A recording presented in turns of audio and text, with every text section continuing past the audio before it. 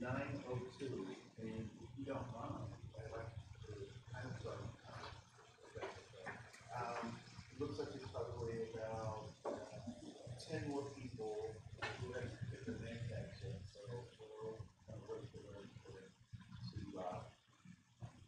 to come on through.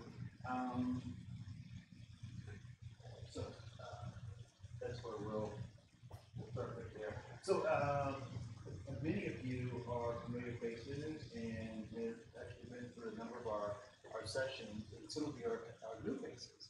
And so just so that we can continue the networking and developing of this community of nonprofit organizations, if we can go around the room and say our name and what organization we're with. And would you mind starting here? Who's going to start you want? Great. Jennifer Lynn from One Foundation. Second Hill from Human Services. Alyssa Weinberg, also with me. Yeah, we're excited with So what is Xena? Is it Xena or Cena? Xena Services. Xena, like the electric shark charge, right? So what does Xena Services do? Xena Services is a big program for employment based out of Austin. Oh, wonderful. Thank you. Normally not family, I live on the back. I'm Joyce Bartles, I'm a Catholic Charity Coffee.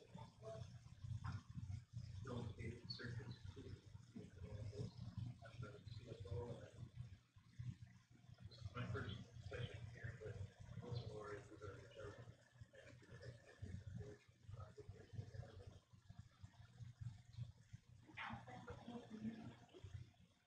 I'm Erin Buchanan, and I'm with Common. Joey Coleman, I'm on the board of the I'm John Alexander with the Catholic. Hello. Hi, I'm Judy Berg, and I'm the board of the Wonderful, wonderful. So we're in a really interesting and wonderful time. If anyone's listened to it in radio or in the media, it's that election cycle, and we have some tough choices to make, as always, right? So please go out and do your civic responsibility and participate in our democratic process. So, however flawed it is the process that we have. And so, not to participate, I think actually gives you no right to complain. So, if you want to complain, participate. So, that's what I tell all my friends and folks, because they're like, oh, it's so whatever. But yeah, so participate. Anything good or new that's happened to anyone in the last 7 days? Anything new or good that's happened in the last 7 days? Yes. During my year with David and Sophie.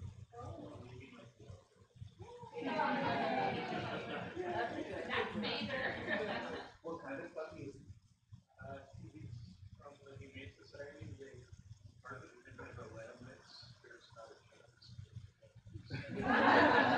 So you're saying he's 100% lab or 100% mix? 100% mix. Anyone else, something new or good? New or good?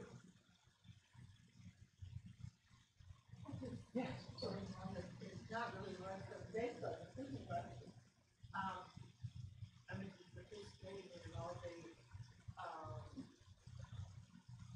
event planning session and legal voters were looking at centennial. Actually, Minnesota makes some sense. The Minnesota History Museum in 2020 is going to be a very large exhibit.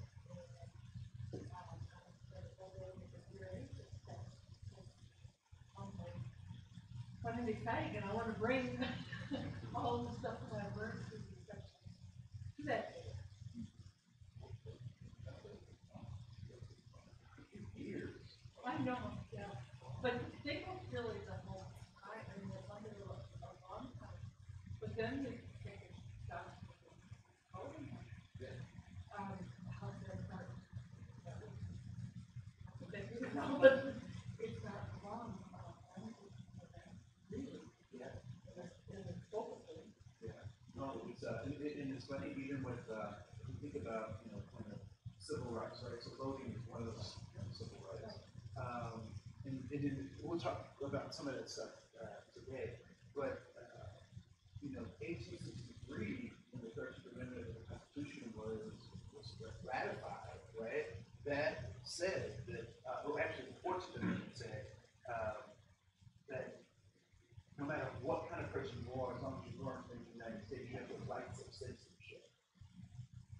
But it wasn't until 1965, I mean, so if 1865, which was the ratification of the 14th Amendment, had that actually been utilized and acted, there would be no need for 1964, right?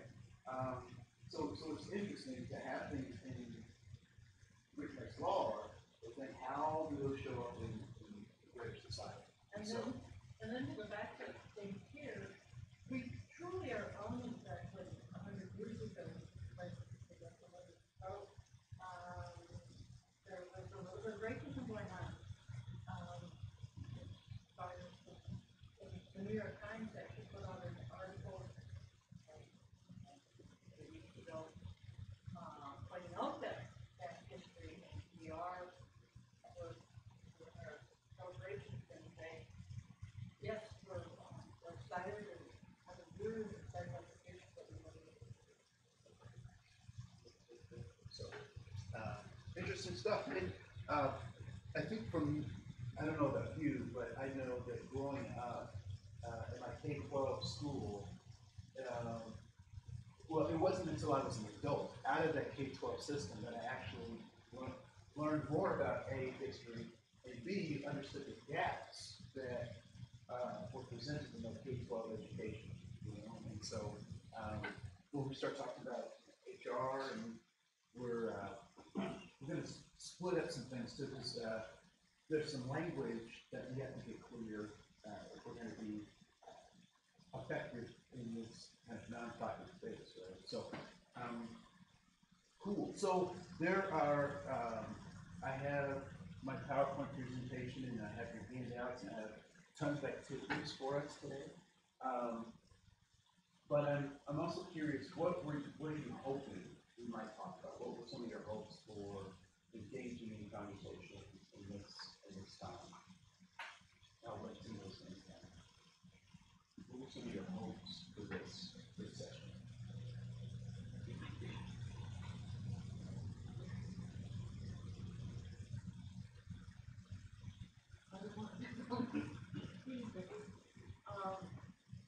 We have actually 2,000 members today started, and I think the company is about 36 local leads, and so that's including 6 nonprofits out there, and at state level, we're at 501 cities, we look at issues, and our parties are parties.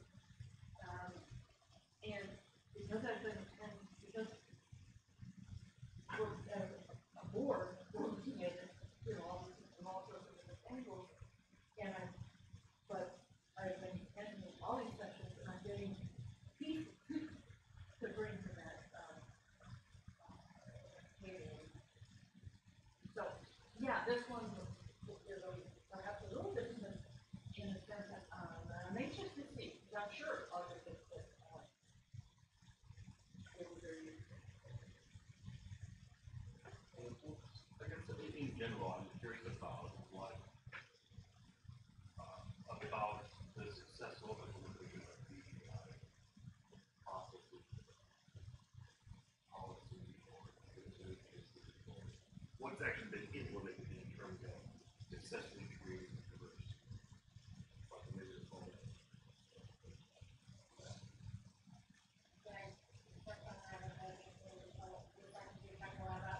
Principles to guide practices. but I think some things that get captured, like, what does that look like when there's policy, would be, you know, policies also.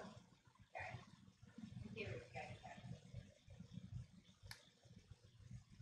Or even, I guess like this one case study, or position to a certain policy or change that are going to have a short market. All right, cool.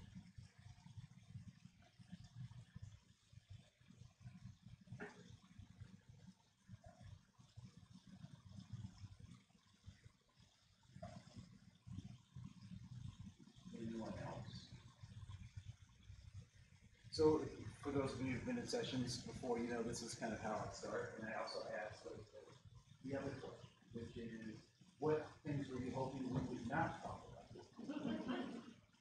What things were you hoping we would not talk about?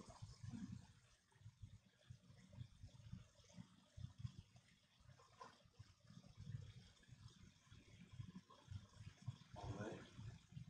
It sounds like we're game. So I actually want to back into this conversation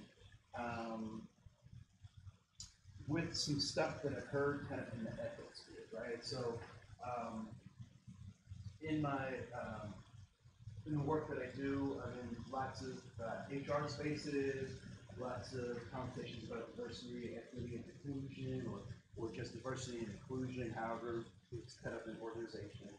And more recently, I've really heard a lot of conversations around, let me see if I can find around this idea of reverse discrimination, right? So has anyone heard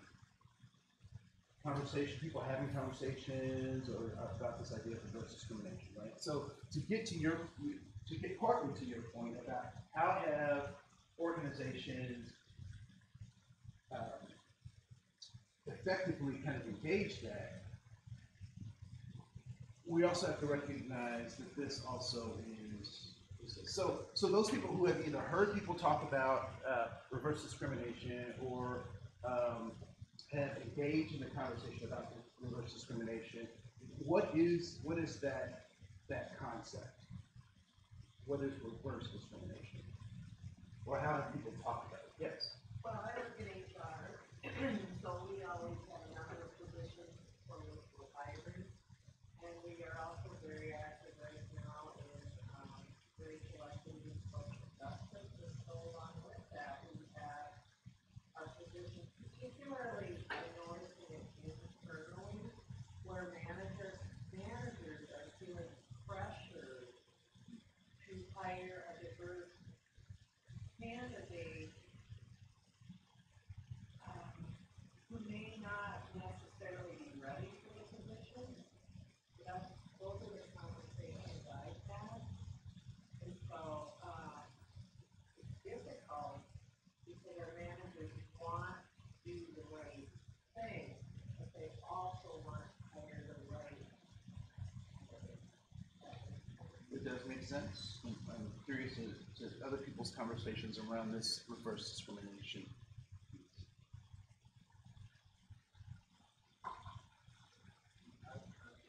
It's an odd concept. Why is it an odd concept?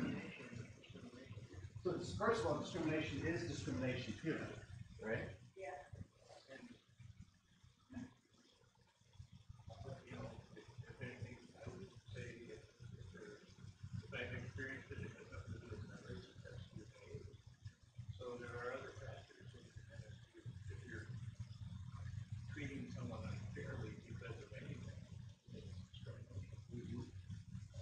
So I think that reverse discrimination is kind of a red herring.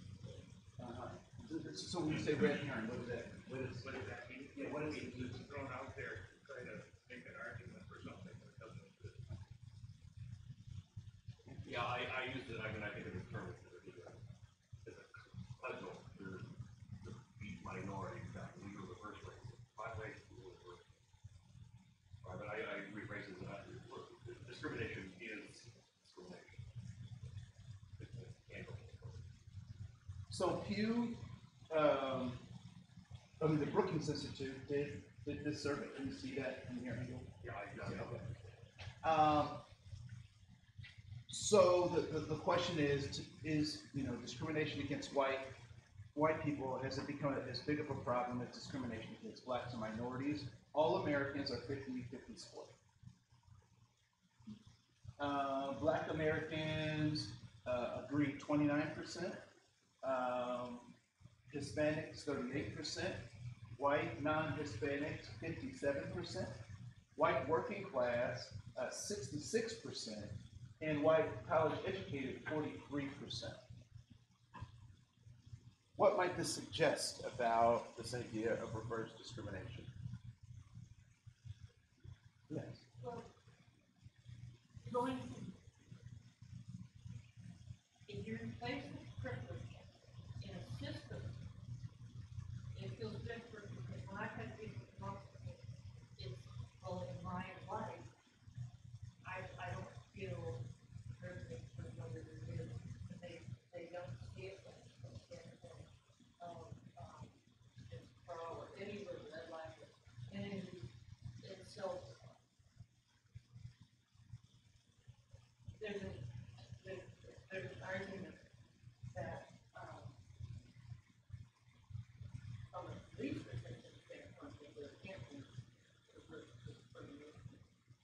So there's also a lot of things like many folks that first do, and you could say that there could be one more privilege, or a privilege class, but it's a difficult thing. No, that's why I'm starting here, right? Because this is the tough stuff. Because these are the questions that people who are adverse to the kinds of stuff that we're doing in our workplace, they will try to use this as a weapon to undermine, right, much of our progress. And I do believe in some ways it's a red herring, but I also believe that there's something to it. And if we don't understand what there is to that, then we'll miss opportunities to bring everyone along in this conversation, right? So the last two categories I think are very interesting.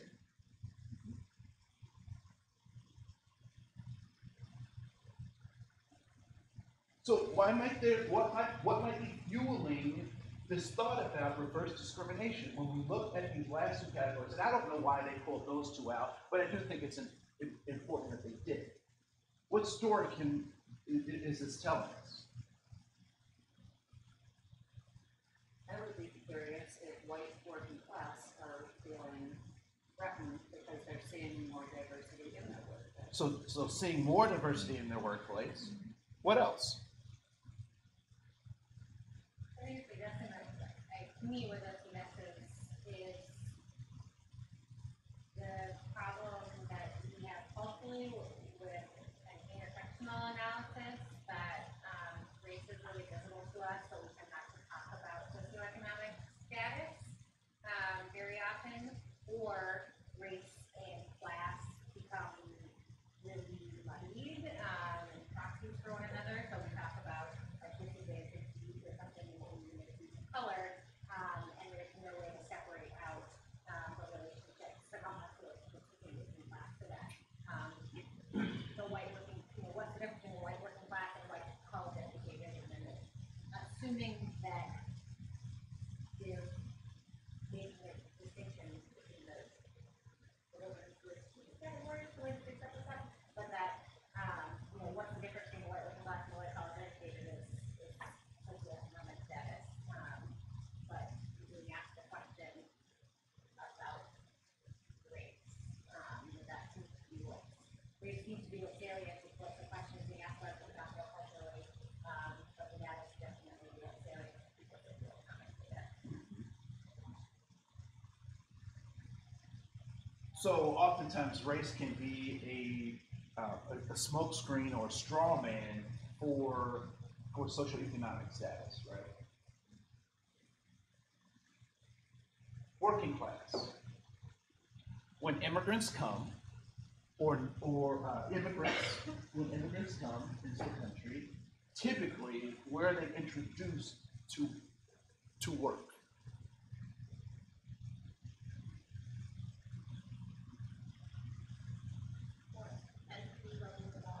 Yeah, more entry level jobs, right? And I would say that's kind of where this stuff is. And then this, what do we know about education as a principle, particularly in the United States? And being educated in the United States specifically, what do we know about it? It costs a lot of money, right? What else is it? What else do we call it? What do we sell it as? The great equalizer, right? So, I think that's some interesting things, right? So, when people talk about this idea of reverse discrimination, what data sets do they use to support this reverse discrimination? What do they use to support that?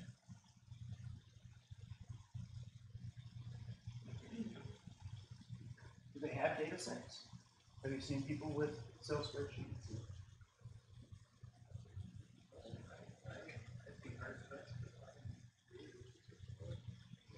I mean, I'm not a statistician, so I don't look for it, but, it sounds more like just, conversation and stuff. Yeah. Propaganda. Anecdotal, oftentimes, yes. Sometimes cherry picking the information so that it appears that, someone from a marginalized community might get it, and that takes the lead off. Yeah. So here are some things to think about to help those people who think about this reverse discrimination stuff, right? Have you ever received a rejection letter from an employer explaining that a minority was chosen over you? Would you send that out in your organization? Would you send out a letter that said, we chose this minority over you? No. So oftentimes people say, I didn't get the job because they chose a minority over me. Right? So does that person have insider information that other people don't have? I don't know. I can answer that. Have you, in your personal experience, been given a score sheet of all the people who applied? Have you personally, in the job that you've accepted, have you ever gotten a score sheet of everybody who applied? I have. Have you personally been informed that a less qualified person was selected so that the organization could underperform? So the organization says, we want to underperform, so we're going to hire the less qualified person to do this. Would you do that for your organization? Right? To this point. So, and this is where, as HR professionals and nonprofits, we have to be very careful about how we even let people talk in the space that we're in, right?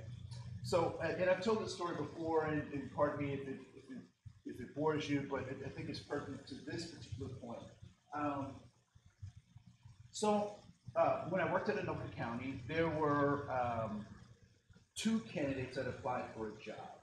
And the job was in our Blaine License Center. So this is frontline license center stuff, right? So, it's like the library, right? Direct face with the community.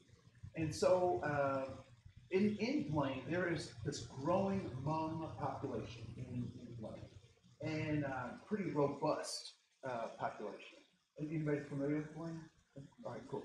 So, pretty robust population, and so a position for the license center open, and so we had tons of candidates from inside the county that could apply, and so one individual applied. They were a temporary employee, had been a temporary employee for 2 years at the county, knew the county system, was absolutely fabulous at what they did.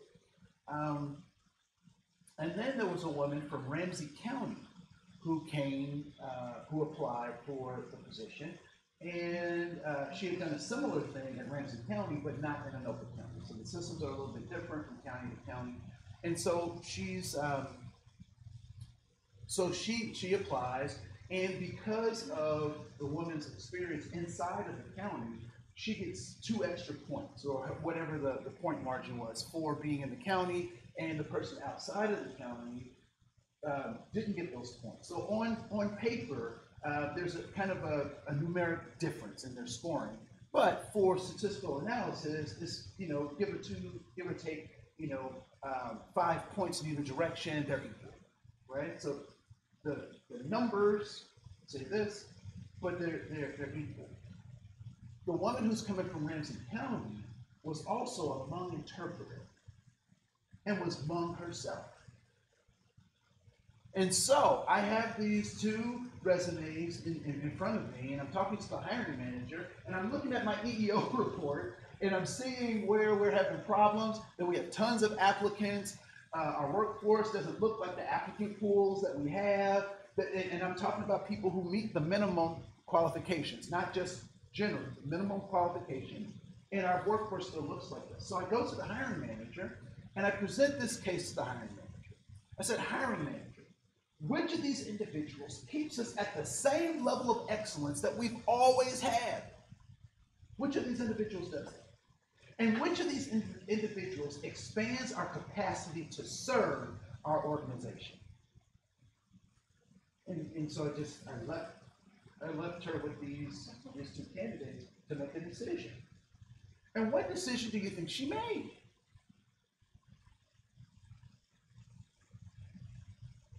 What do you think?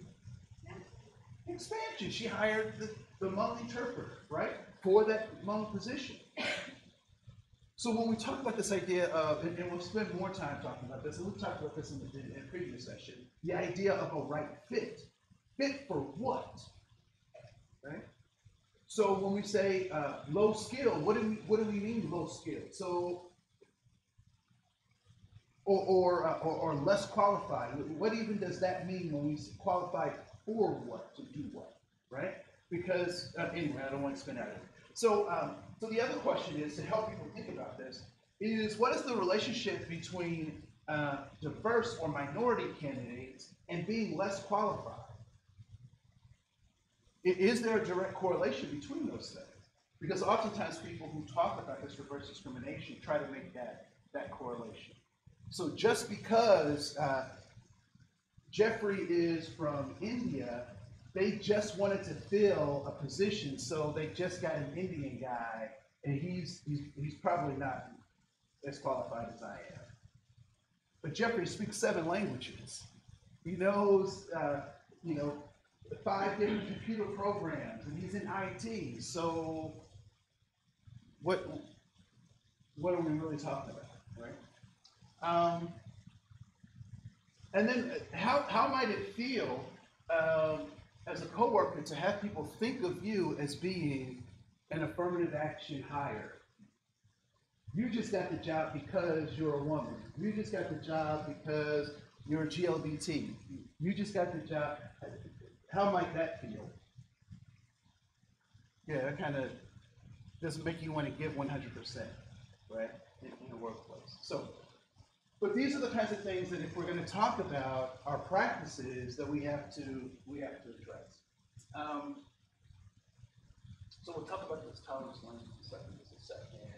We'll talk about that too. There was one more piece I wanted to address in this conundrum of sorts.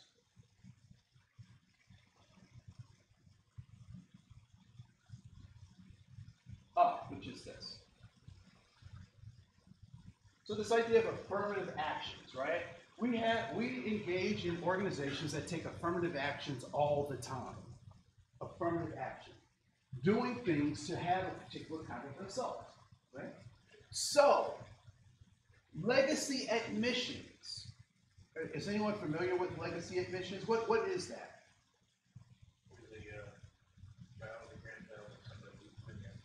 So you're the child or grandchild of someone who's been there before, and you get what? So you can get admission on that basis, or you can get points added to, you get some favorable treatment because of that, right? Farm subsidies. What are farm subsidies? What is that? What is a farm subsidy? Money that goes for either growing crops or not growing crops, or growing specific things, or rice or something, right? It comes in a variety of forms, right? So the government subsidizes or says, we want you to grow this much, or we want to pay you to not grow something so that we can keep up. So what's the goal of legacy admissions? Let's talk about that first. What's the goal of legacy admissions? What's that? So donations. What else? So you want students who want to come to your school, and what else? What's the underlying premise of legacy admissions? Because they have regular admissions, but legacy admissions. What's the underlying belief of that? There's an assumption of qualification. There's an assumption of qualifications, like if it's good enough for your dad or your mom or your grandparents, and they were good at being a student, that you'll probably be a good student too, right? So there's this assumption. Is there a direct correlation between those two things? Between the assumption that you may be a good student because your grandparents were, and you're a good student? No, there's not necessarily a direct correlation. But it still happens, right? It's an affirmative action. They're trying to build their student body with what they believe to be the best candidates, right? Farm subsidies. Why would the government subsidize farmers, both in the positive and in the negative? What's the government after? What's that? So legal price control in a sense, right? And what else? What else are they trying to assure? Food in the future. Somebody said votes. We got some cynical people in here, right? No, but they want to make sure that they have enough food to feed their people in their nation state, right? So they want to subsidize that. So make sure we don't fall too far under or produce too much, right? To stabilize the market, so to speak. What about race-based admissions in colleges and universities? So they want a diverse student body. To what end?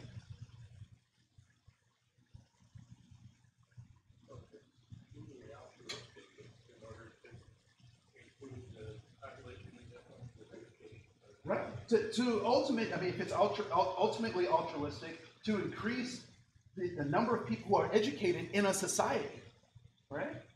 So there are things that fall very short of that it could also be, but I think that's interesting. Right? So supplemental nutrition assistance program, or SNAP, food stamps. Why would the government give food stamps? So what? So if you make sure that poor people can eat, that's what the government would do, right? And so in another session where I was really focusing on this, I had people walk through all of these things. What do we think about legacy admissions? Is that wrong?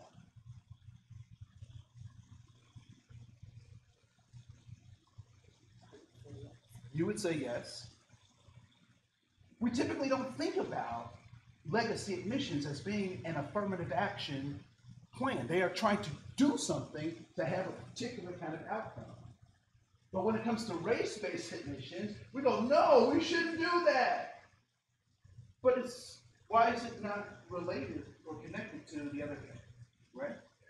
You'll also hear people say, well, yeah, of course we should subsidize farmers so that we can make sure that we have a stable crop, or we have enough food resources for the people in the country. However, when we talk about supplemental nutrition programs, SNAP, or food stamps, people go, no, people should stand on their own, right? I thought it was really interesting that we had that argument, too big to fail. You guys remember that back in the day, right? So we had banks that the government bailed out because they were too big to fail. There were companies that the government bailed out because they were too big to fail. And so I think it's interesting when we take these kinds of affirmative actions, some are okay and some are not. And why is that? Why do we think in those ways? But I think that helps to fuel this idea that people have around reverse discrimination. And so when we talk about our work, specifically today, I want to dispel I want to show you a number of things so that as you come up against these kinds of arguments, you know what to say and what to do, and we know why we do what we do. All right? So let's go through today's presentation. So typically we've talked about diversity kind of in these kinds of categories, right? So there are affirmative actions, which are which measure impact versus intent. Right? So in terms of in our workplaces, what's the difference between impact and intent? What's the difference between those two concepts? Or why are those two concepts relevant in our work? It's a better question.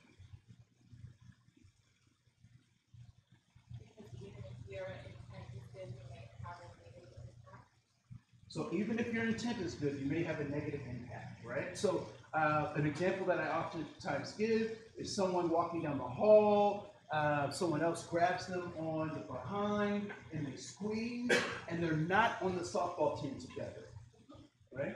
We call that what? Harassment, and depending on the severity, it could be sexual assault, right? It could be assault.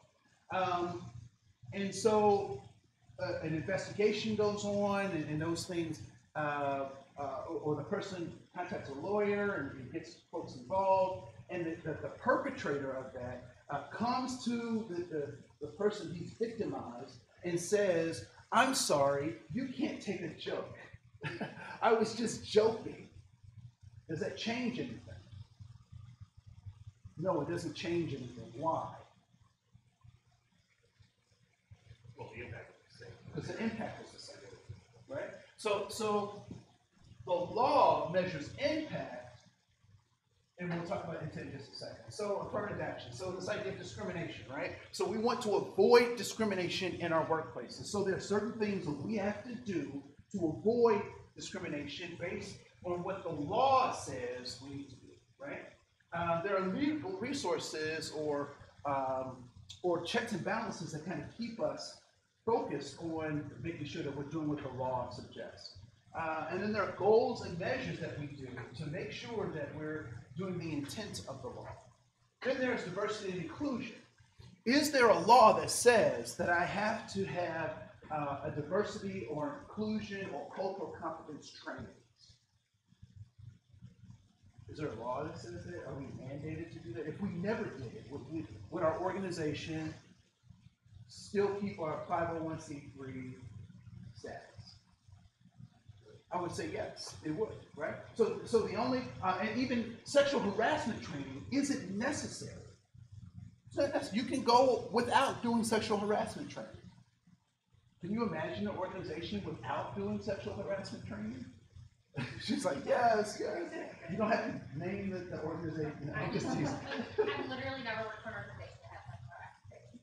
Wow. Right, but it's a part of for many of our organizations, our bones, right? We added that as a part. So when we talk about diversity and inclusion, what we're actually talking about is intent versus impact, right? So we want people to feel good in our organizations, to treat each other well, so that we don't have to come back over to this category, right? Anyone received a macaroni sculpture or a fingerprinting from someone or given it to someone, right? So when that macaroni sculpture is developed or that finger painting, where does that go in the home? Where does that go in the home? On the refrigerator. Where does it go in your house? Oh, sometimes the garbage. Well, ultimately, it ends up in the garbage, right? I asked my mom the other day, I was like, Mom, remember that thing? Where did you put that? She said, boy, I threw that away, right? So sometimes the garbage, right? But we appreciated the gift because of the person who gave it to us, right? Because there's a relationship. So when we talk about cultural competence, we're actually talking about understanding the context so we can have better relationships that will help us avoid some of these affirmative actions, right? Inclusive environments, what we do, we want to have better relationships Oh, is that's pretty bad. Thank you.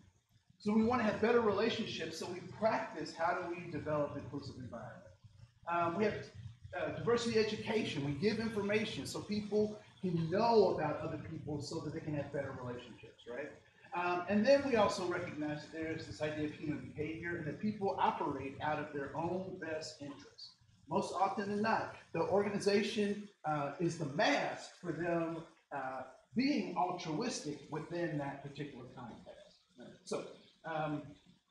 So important things to kind of think about. So what I want us to think about is a lot of times when we talk about diversity and inclusion stuff, we get really confused about the language that we're using. Oh, by the way, speaking of language, there's a lot of Latin in your handout. Those are supposed to be underlines, but I don't know why the lines didn't, why it turned into Latin. So you'll see that there. Just smile when you see that. So if you turn to page 2, we'll kind of start working through this. And I want this to be more of a working session than, some profound stuff that I'll bring, but I just want us to think critically about some things. So when we think about the workplace, there are 3 categories, and actually there's kind of a 4th because many of us operate in this 4th round, but I'm going to talk about these 3 just so we can be clear about how that 4th interacts with these 3. So first there is workforce development, right? So workforce development, then there's educational access, and then there's the social contract. So workforce development deals with what? So how would you define workforce development? So improving the skills of your workforce, bringing in new skills to your workforce. What else? Training and education to your workforce. All right. What's the backdrop? What's the backdrop of all this training and development and skills and all this stuff? What's the backdrop of your workforce? So improve performance, an expanded workforce, right? Professional development, continue making sure you have workers in the future, meeting regulations, and where are those regulations coming from?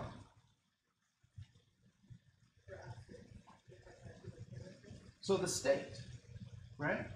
So the state, both the nation, the federal government, as well as the state government, and sometimes even our local and county governments have some impact on this workforce development, right? So even when we talk about workforce development, is there a branch of the government that deals specifically with workforce development? Yeah, why? So safety, OSHA. Why? Why else? Consistency.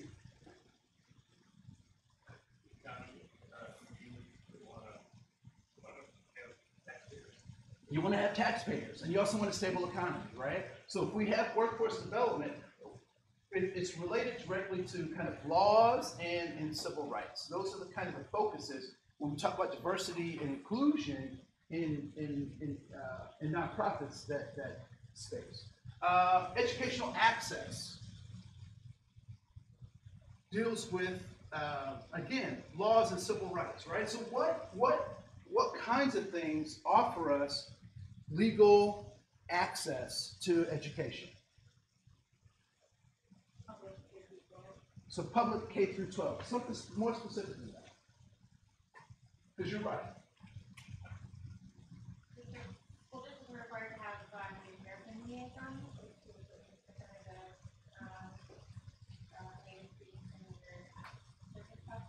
So yeah, so service populations. Well, why? Why are they interested in doing that? In terms of its responsibility to the law. Go ahead. To administrate security obligations with So to maintain treaty responsibilities to sovereign tribes. What else? Okay, so making sure that students have access to school, that we have public schools, that those public schools are oftentimes paid for through taxes and not by the individual, right? 1954, does that sound familiar to anyone? What was 1954? Brown versus the Board of Education, right? It transformed our modern public school system and our higher education system as well, right? So what that said was, in 1953, we had separate but equal. So schools were separate. But now the law says that they have to be integrated, right? And what is the thinking behind having these so-called integrated schools? Now people can self-select, particularly in college, but colleges have to be open to anyone applying. Both historically black colleges, female colleges, themed colleges, right? So there has to be open access to those things, even if people self-select not to participate. But what's the mindset behind that? What's the hope? That equal opportunity, so that we can get people who are also what? Able to join the workforce, right? At some point. So there's that. And then there's this idea of the social contract. And what's the social contract? What is that? Have you heard of that before? Social contract. Why don't you look it up? Google it. Google it. Then write it down in your notes around social justice. Social contract.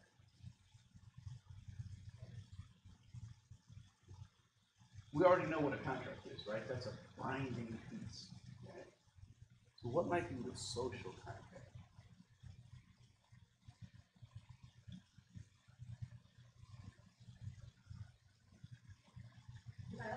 Go ahead. Please.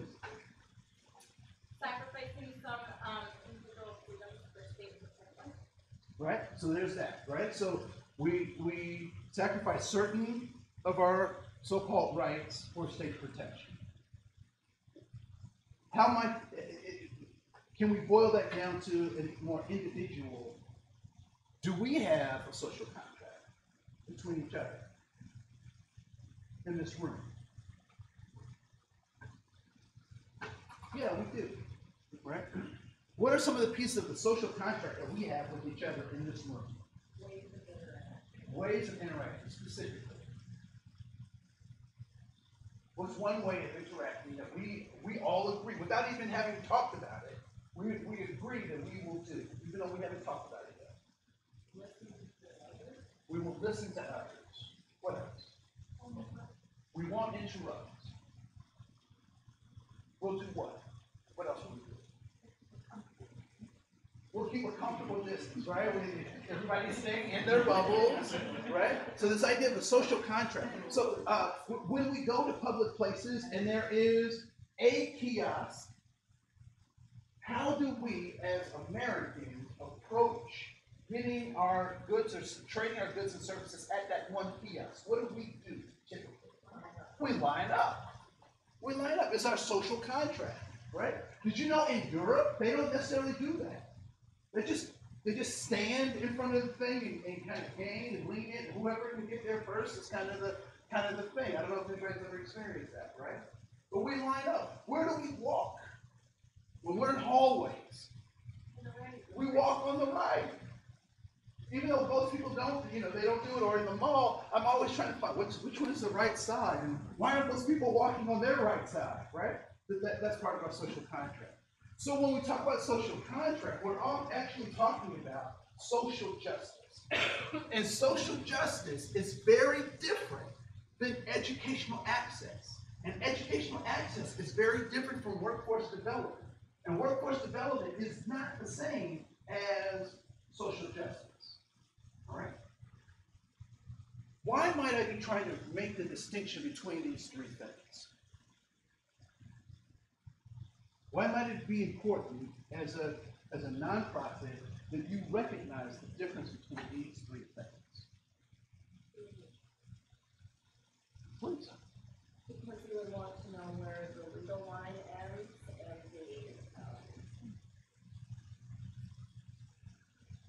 I guess you want to know enough to know that you're complying with the law, but then also that gives you an opportunity to do more than that. Okay.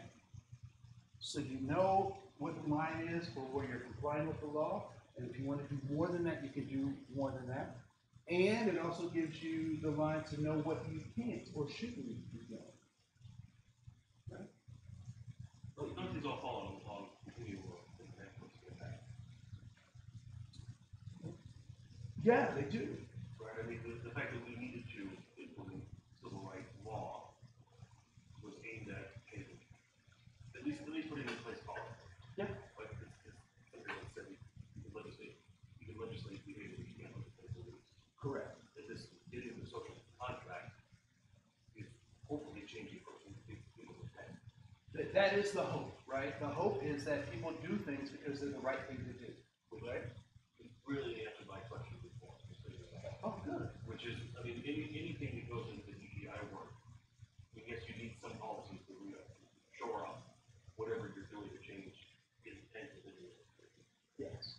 But what I will tell you is that I can't. Okay, then we'll do it. So, which of these is measurable?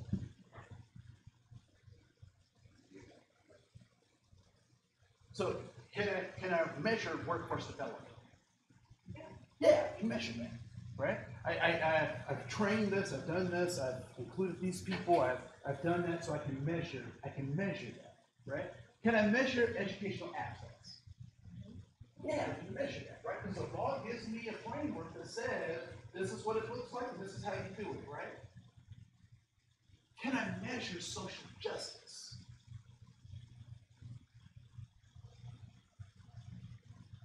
I would say no. And that's why I want us to look at the three of these things alongside each other, right? Because where are nonprofits?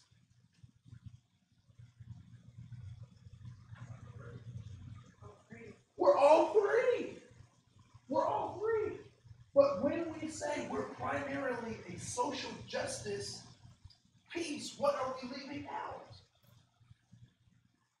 Our ability to measure. It's great intentions, but we oftentimes leave out our ability to measure what social justice is.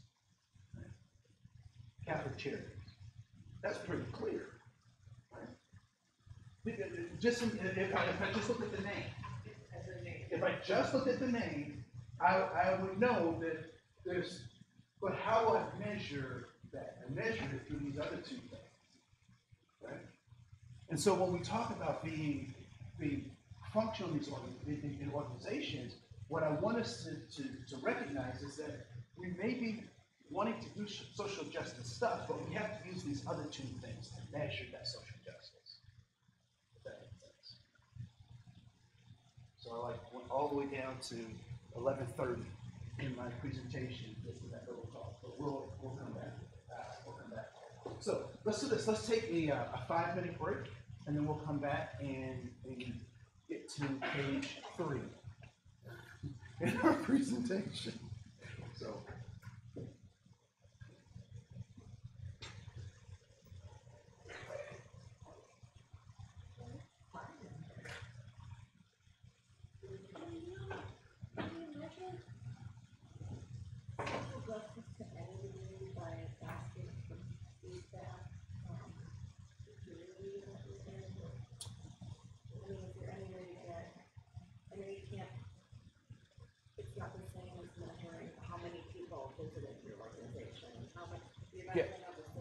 Yeah, I'm not saying that I'm not saying that you can't. I'm just saying it's difficult to translate that to these other two things, right? So, but it's important for us to do it, and we'll talk about it in terms of language in just a second, because how we talk about things is very different in each of those categories. But sometimes we get it confused in each of the categories. So, on that next page we're talking about it. Are you cold by chance?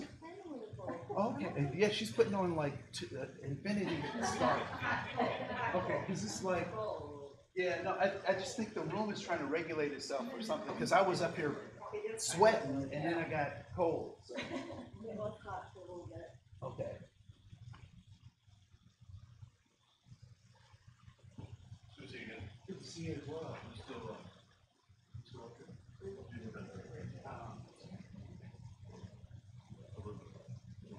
So we're actually ready.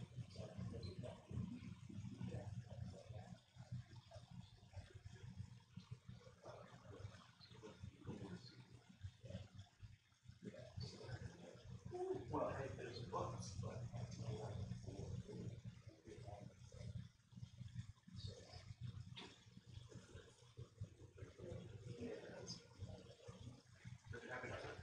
so much. I like your big. You said 600 people in extra.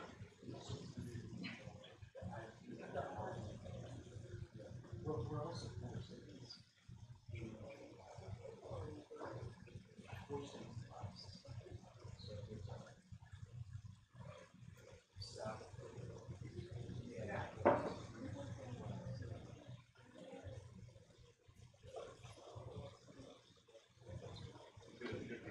Yeah, no, it's fun stuff. Okay.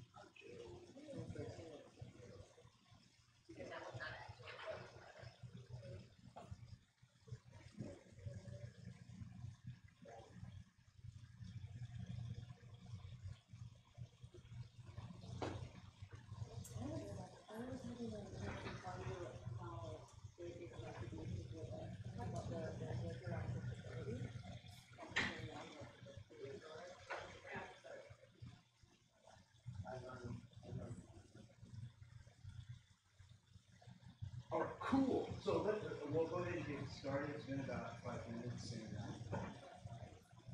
thoughts, comments, observations thus far? Stuff makes sense? Doesn't make sense?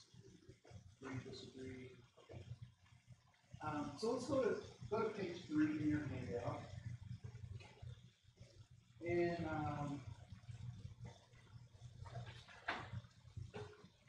so in terms of looking at workforce development, educational access, and social justice, who are the governmental entities that those folks have to interact with or are responsible for? Right? So in terms of workforce development, so that is hiring, firing, retaining, developing. Are there governmental institutions that workforce development interacts with, and what are those? Are there educational access? Are there government organizations that educational institutions have to interact with, right? That get their guidance or have relationships with? And then social justice. Are there governmental entities where social justice gets their guidance or interacts with that way? So if we do the same for goals, so what is the goal? What are the goals of workforce diversity? What are the goals of educational access? And what are the goals of social justice? And then the last part will, how do each of those categories identify race and ethnicity? Right? So I'm making a big jump down to the bottom, but we'll explore that together. So I'm going to give you just about 4 minutes or so to fill out that chart as best you can.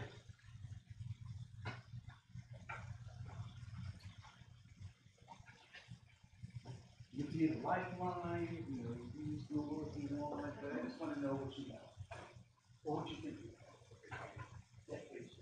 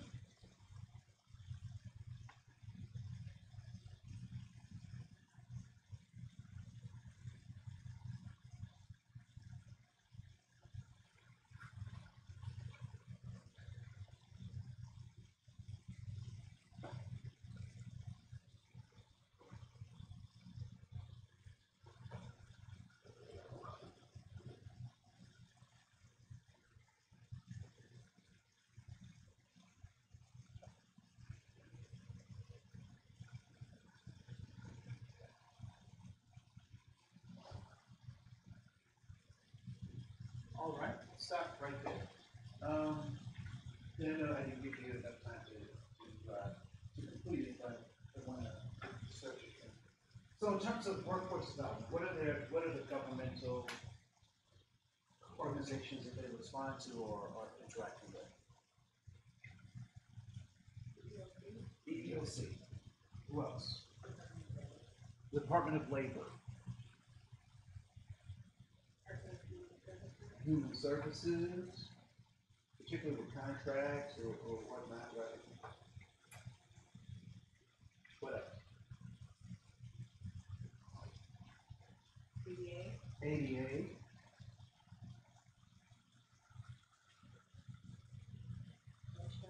OSHA. Okay.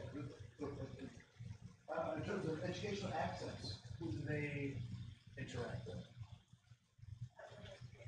Department of Education, both at the federal level as well as state level, right? CDA, The ADA, local school boards, so maybe city council to a certain degree. So FDA, right? So school lunch programs and that kind of stuff, right? yeah, that's pretty versus, grading and solar, Okay. I think they don't, what is that?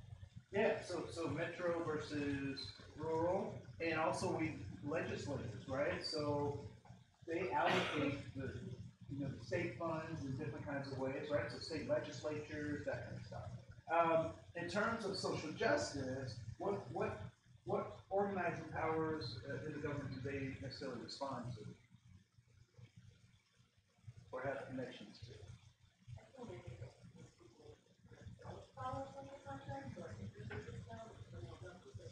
Okay, so we're seeking social justice in those places, right? But we don't take direction from those places for social justice. Right? What's that? IRS.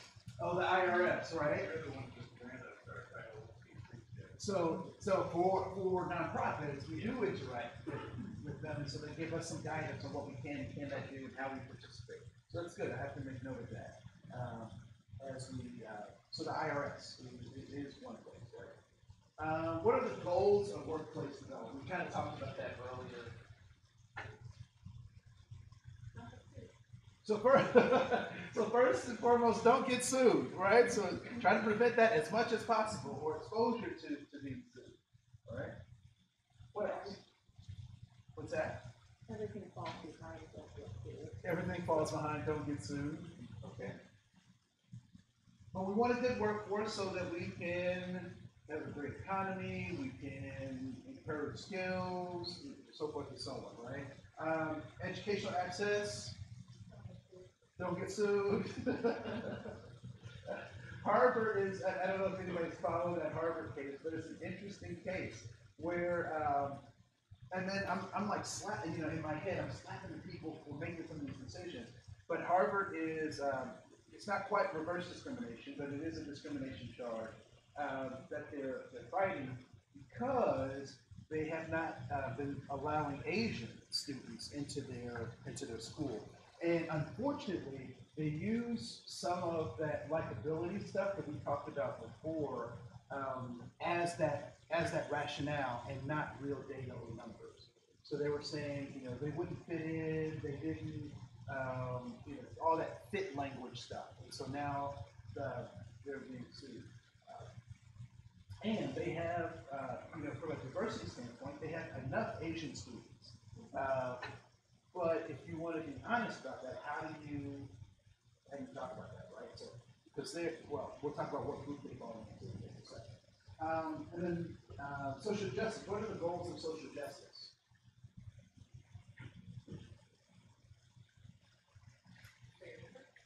Fairness.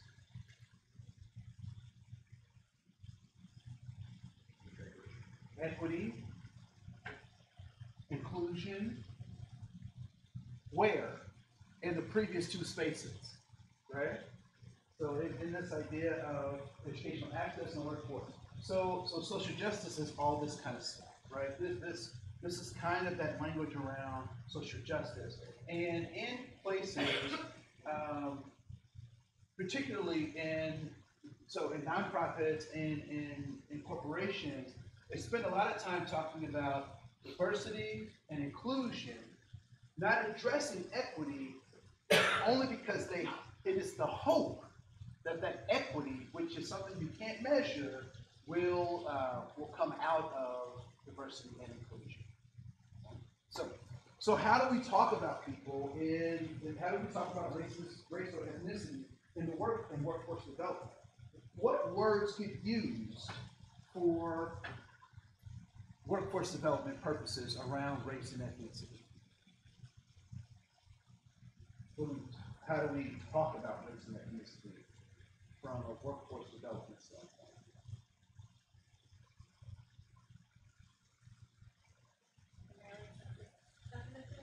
So we use census definitions of race, right? So we talk about black. First, we talk about Hispanic, non-white, right? And then we talk about black, non-Hispanic. And then we talk about white, non-Hispanic. And then we talk about American Indian or Alaska Native, non-Hispanic. And then we talk about Asian, non-Hispanic, right? Hawaiian, Pacific Islander, they just lumped a bunch of folks together in that category, right? So that's how we talk about that. So we use the EEO, right, affirmative action definitions and census data information when we talk about race and ethnicity. Is education much different than that? No, right? We also, in workforce development, we also talk about, we use language like disparities. Have you ever heard people talk about disparities? And they use, oftentimes, race as that marker for measuring or talking about disparities, right? In workforce development, what do we call, particularly if you use affirmative action language or EDO language, when we have someone who is non-white, how are they referred to? They're called a minority, right? So if you would just humor me and write minority in that box, right? Because you'll see why in just a second. So in educational access, the definitions aren't very different from the affirmative action or EEO or census data, right? But how do we talk about students who are not part of the dominant group? So sometimes we call them students of color. They're referred to as underrepresented minorities, right? So if you can write that down under educational access. So educational access talks about students as minorities and underrepresented minorities, which is different than how the workforce talks about, right? So if I am if I'm a first generation student at a college or university, I would be, and I happen to be black, or if I was white, it wouldn't matter. I would fall into the category of underrepresented person because I'm a first generation, which is different than being a minority. Okay? So that distinction is important. In social justice, how do we talk about race or ethnicity? What do we say?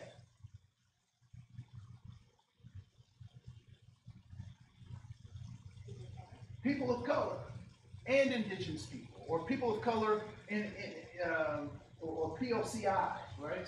Some people say that, right? Do we use the word minority in social justice? No, we don't use the word minority in social justice, right? Because it's antithetical to what social justice is after. So in workforce development, we use minority. In educational access, we use underrepresented minority. And in social justice, we talk about people of color.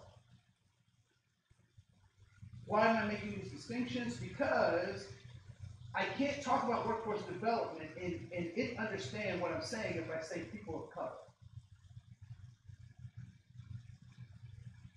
Because what are the government's measurements? Who do I report to?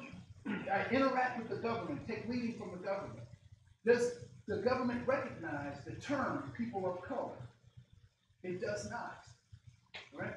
So sometimes when we're in these in spaces, particularly if we're doing goal setting or we're doing other things, and we have to be clear about the language that we're using. So I'm using minority not because I believe that the people are minor, but that's what the system demands of me to use in terms of the language that I'm interacting with, right? So I have to be comfortable in goal setting with my organization around stuff using the word minority because that's what the machine needs. If I say people of color, the machine doesn't know what I'm talking about. Does that make sense?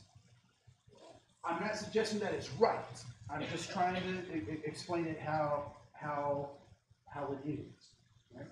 And why sometimes we get tripped up in having conversations because we're talking past each other. So oftentimes, particularly it happens a lot in strategic planning stuff, right? Where you have people who are on the social justice end of things, trying to interact with a system that is trying to interact with the government, and folks are passing each other. Have you seen examples of that? Do these three categories make sense? Can I ask what you mean, or what the collective means when they say people of color? Very specifically. So one way to think about people of color is people who are non-white is one, right? So or another way to flip that is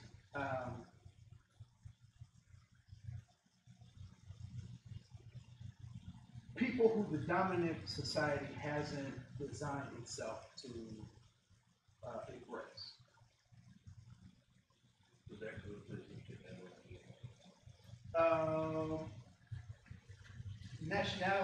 nationality possibly through ethnicity, but not nationality as not purely nationality, right? So you can have a Afro-Cuban, and you can have Afro-Cuban, and you can have a European Cuban. If the European, what? Let's see. There's another example. French. So you can have someone who is Afro-French and someone who is European French, and the European French may not necessarily be considered a person of color, where the Afro-French would. That's a better thing than Cuban.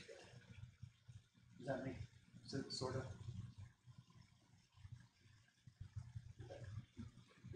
It gets dicey, I think, when people like that get wrapped up in how they self-identify. Yep. And the labels which they give themselves and it doesn't even mean them. Yep. Oh, speaking of it, so if you go back to educational access in terms of governance, if you can put FERPA in that box, that's one thing, and I'll mention it again, but FERPA. So you talked about people self-identifying, right? So FERPA is an educational piece where people can self-identify, particularly with their gender identification. Right? And so there's protections there under the Department of Education. So but we'll come back to that. So let's go to page 4.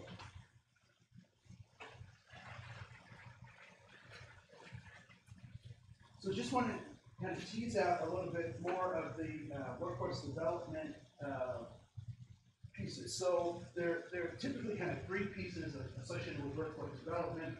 One is employee engagement, so that's the idea of hiring, training, and then transitioning employees, right? There's supplier diversity, so who the organization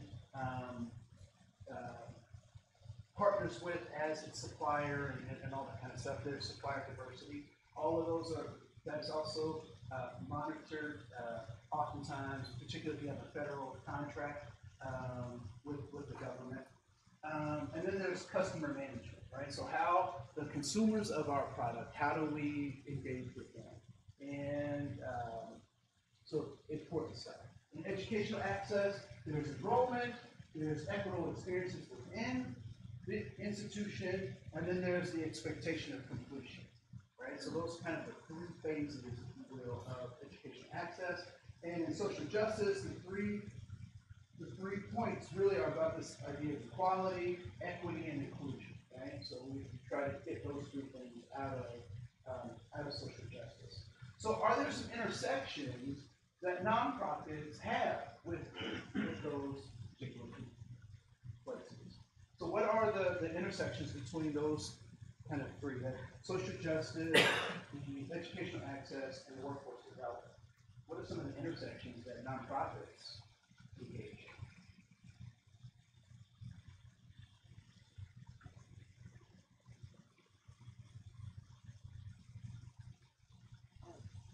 Yes. I would say one of them is that we try to engage with our customer base, our clients, is by offering them a more thoughtful experience than just legal language would allow. Okay, so going a bit beyond just legal language, right? What else? How else do?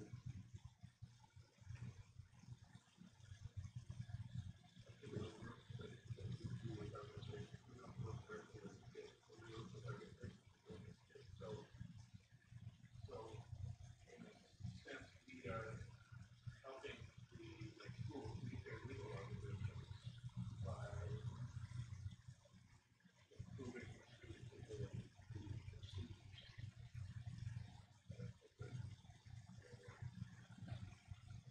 It may not be quite measurable yet.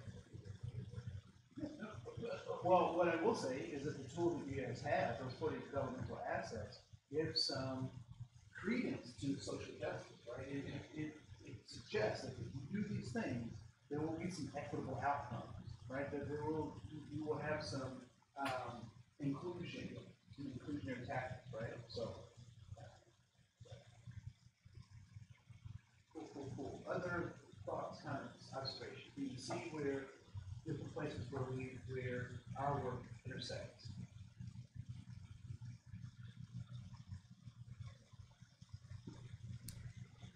Well, Yes. I think it also intersects with supplier diversity and also, I think that unlike some for-profit organizations, nonprofits strive to be more deliberate about mirroring the community they're in within employment practices. Okay. So they try to be more deliberate in mirroring their community. All right, let's flip over to page 6.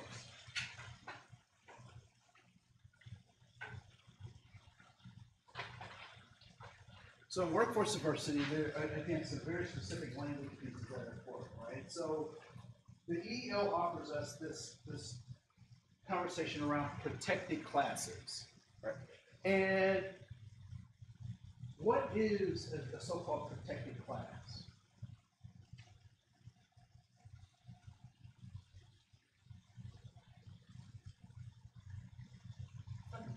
A group that by law, you're not allowed funding them. Correct, right? What are those protected classes? Does anybody know? Are there any left? What are protected classes? People with disabilities. Women, minorities, racial minorities, age,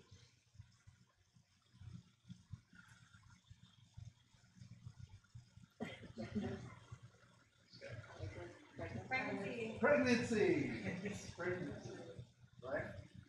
And then the disability pieces, both mental, genetic, those are all parts of protected classes, right? Is it possible that those cannot be synonymous with minority? Yeah, right? So sometimes we jump to minorities and not make those distinctions between protected classes and minorities. So those are important distinctions to make. Where do we get clear instructions or directives regarding LGBT, gender, non-conforming, or trans individuals? where do we get clear instructions from the government on those things? Well, first of all, is being GLBT a protected class?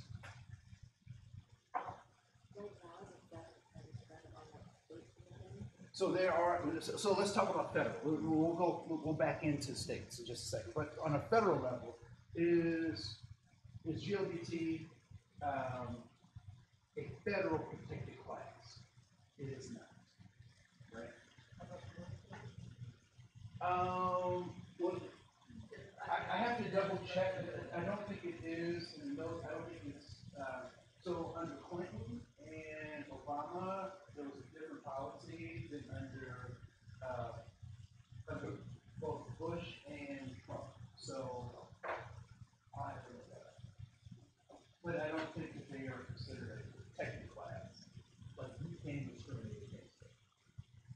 So on the federal level, you can't do that. On the state level, states have made distinctions not to do those things, right? So Minnesota being one of the states that has allowed gay marriage, right? Other states haven't. But there are some places where we do get clear directives from the federal government. Anybody have? What's that? Title IX, people So- successfully sued under Title IX for sex and gender discrimination. So Title IX, it is a place where one could, you can use that. That's a tool you can use, Title IX. But there's one specifically that is the direct. It is FERPA, right, which is why I didn't write it down before. Right? So FERPA, can somebody look up FERPA on your phone and tell us what FERPA is about?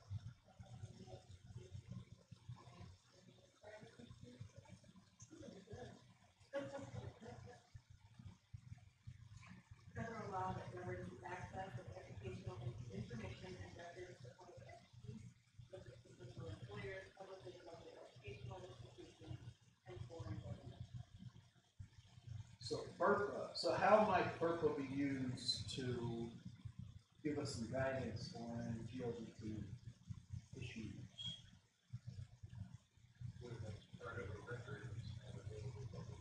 Yep, so if it's part of a record, then it's not available publicly, which also means that whatever is public, so if whatever I say, however I want to be recognized, that is public. Therefore, you have to call me what is public. Right? And so that's where we get some of our guidance for in organizations around GLBT interactions, how we handle that, how we do that. I'd also say Title IX, where that's applicable, and one could make an argument around kind of gender discrimination as well, right? So if someone's made a transition, that becomes a need that's low-hanging fruit to be able to engage with those. We have an all genders restroom here, right? So there's a male bathroom, a female bathroom, and an all genders bathroom. What law mandates that? There isn't that. Right? Why does NCN have 3 bathrooms? To be inclusive because of social justice, right? They want to provide social justice. So that's important to realize. That they're not mandated to do it, they're doing it because this is what is important. So there's that. If you turn to page 8, it starts, so I just went online and grabbed a bunch of those laws we've just been talking about and put them on a couple of sheets so that we can understand this, right? So EEO protected classes are age, disability, equal pay, genetic information, harassment, national national, origin, pregnancy, race, religion. You're protected from retaliation based on sex or sexual harassment. And so those are the protected categories, if you will, that sometimes people lump into as protected classes. So there's that. There are some things that are not covered by the EEOC, and that's where I got some supplier diversity stuff later on in that document. And if you go to page 9, is the Americans with Disabilities Act, the ADA, is kind of some update language there. On page 10 is Title 9, and the level of sophistication that it's gotten over since 1972 is important for us to recognize and engage. And then on page 12 is FERPA.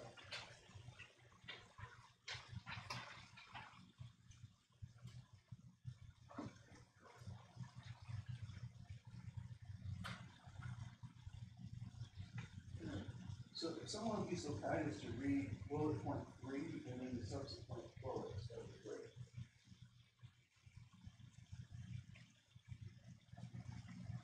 Generally, schools must have written permission from the parent or eligible students in order to use any information from the student's education record. However, FERPA allows schools to disclose those records without consent from the following parties or under the following conditions.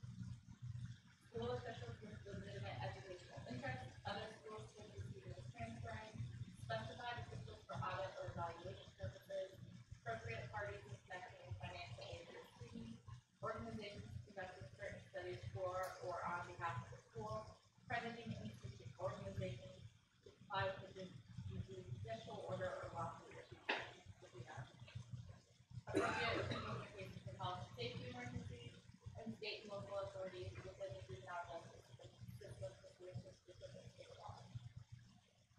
So there is directory information, and then there is kind of this open access. So that's important stuff to recognize. And then on page 14, there's some guidance around gender pronouns. And again, the gender pronouns are protected kind of under this FERPA clause, right? So how many people are familiar with gender pronouns or using them or having them? Okay. So yeah, so gender pronouns is part of the space where we create space for people to bring their whole selves to work, and we create an atmosphere where that happens. Right? So on my email tag, I have preferred gender pronouns. I happen to be cisgender, so all of mine are he, him, and his. This is how I like to be preferred. There are other people who have other preferences. We put that out there.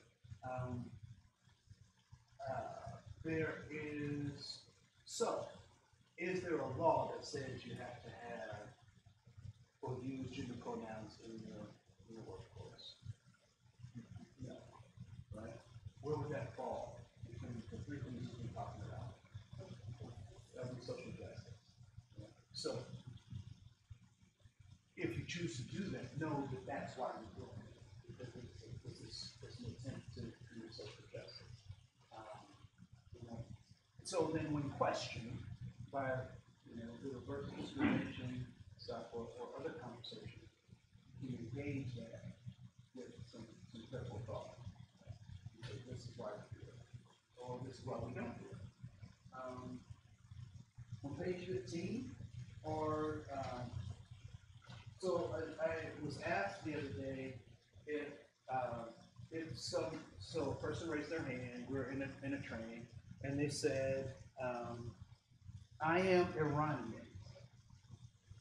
Am I a person of color or am I white? That's what they asked. What's the answer? Are they a person of color or are they white? You would say white.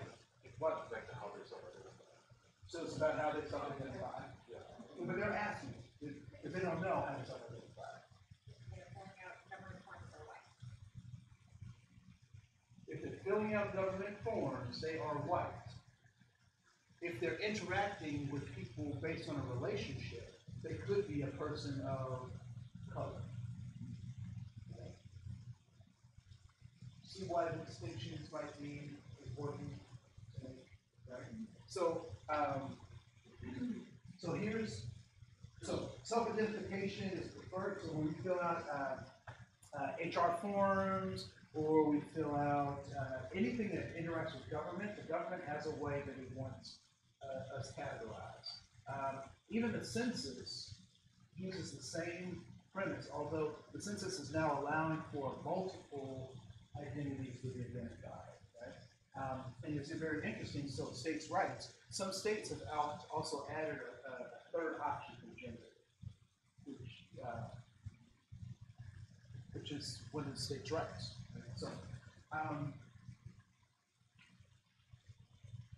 Right? So this is directly from the EEO-1 report, which is what, so we as nonprofits oftentimes have to do the EEO-4 or EEO-3 report.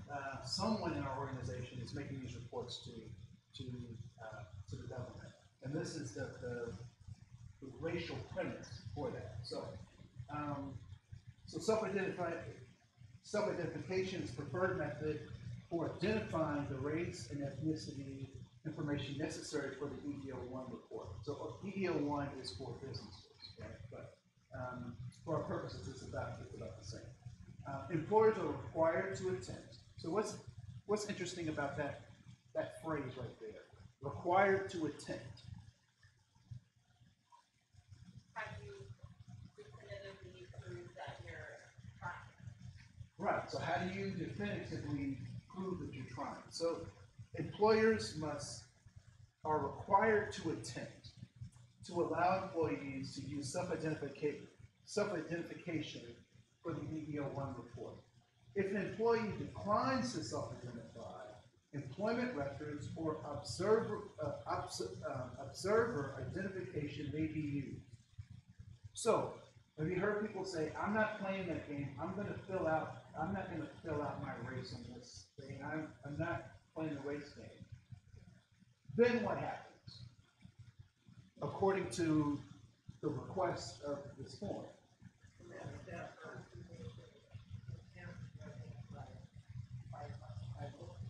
You make an attempt to identify by looking. So if you don't fill it out, somebody else is going to fill it out. Right? And it may or may not be accurate, depending on what they think they see. Right? So race and ethnic designations as used by the Equal Employment Opportunity Commission do not denote scientific definitions of anthropological origins.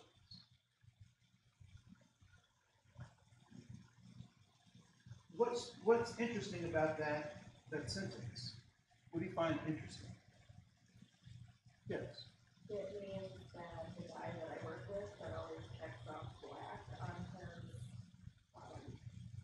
form, because we all come from Africa, it's not allowed to use that definition to claim a race or origin. It could mean that, but let's look at the words literally, right? Race and ethnic designations as used by the EEOC do not denote scientific definitions of anthropological origins. It's all subjective. It's making a judgment call. It's making it up is what it is.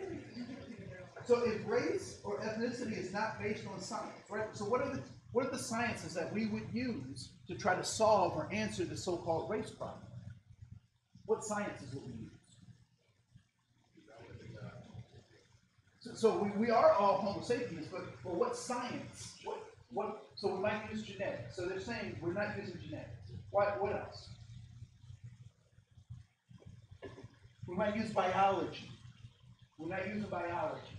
We might use anthropology. We're not using anthropology. We might use sociology. We're not using sociology because it says here it does not denote does not denote definitions of anthropological order. So there's no science used in creating these categories of race. And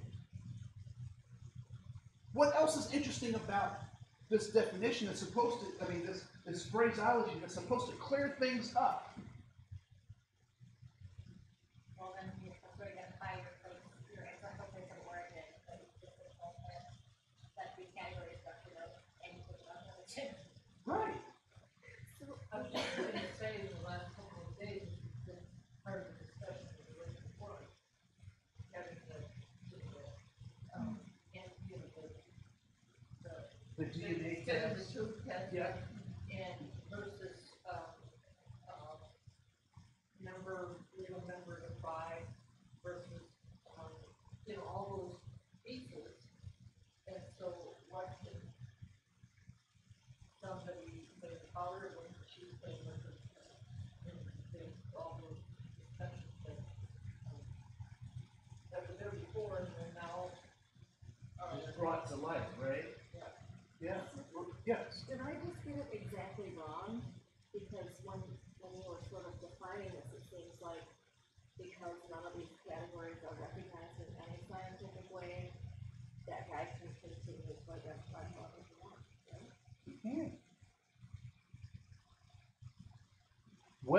So the question is, what is his goal in doing what he's doing? And if it's effective for him, he can keep doing that. But he can self-identify any way he wants. However,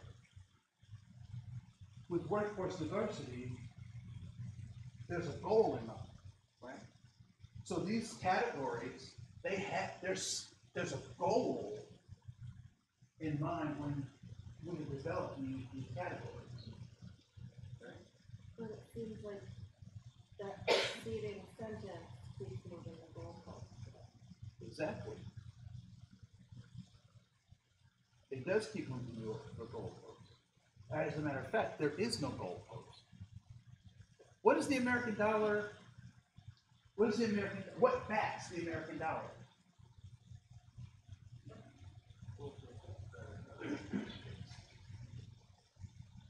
Full faith and credit. Faith backs the American dollar. What backs these racial constructs? Faith. We believe it. That's the only thing that backs these things up, right? So we'll work through this just a little bit. And I've done this in the previous session, so I don't want to belabor it, but I do want us to be critical in our thinking, right? This idea of race and ethnicity as formed by the U.S. government. So when people say, anyone heard someone say that race is a social construct, right? People heard, right? Or that race is not real. Right? I would say that both of those are incomplete statements. That race is absolutely real. But it is not just a social construct. It is what?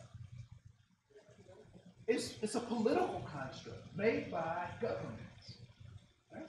So, in the U.S. will prove it in its own blatant stuff here, right? So, Hispanic and Latino, let me read this other statement.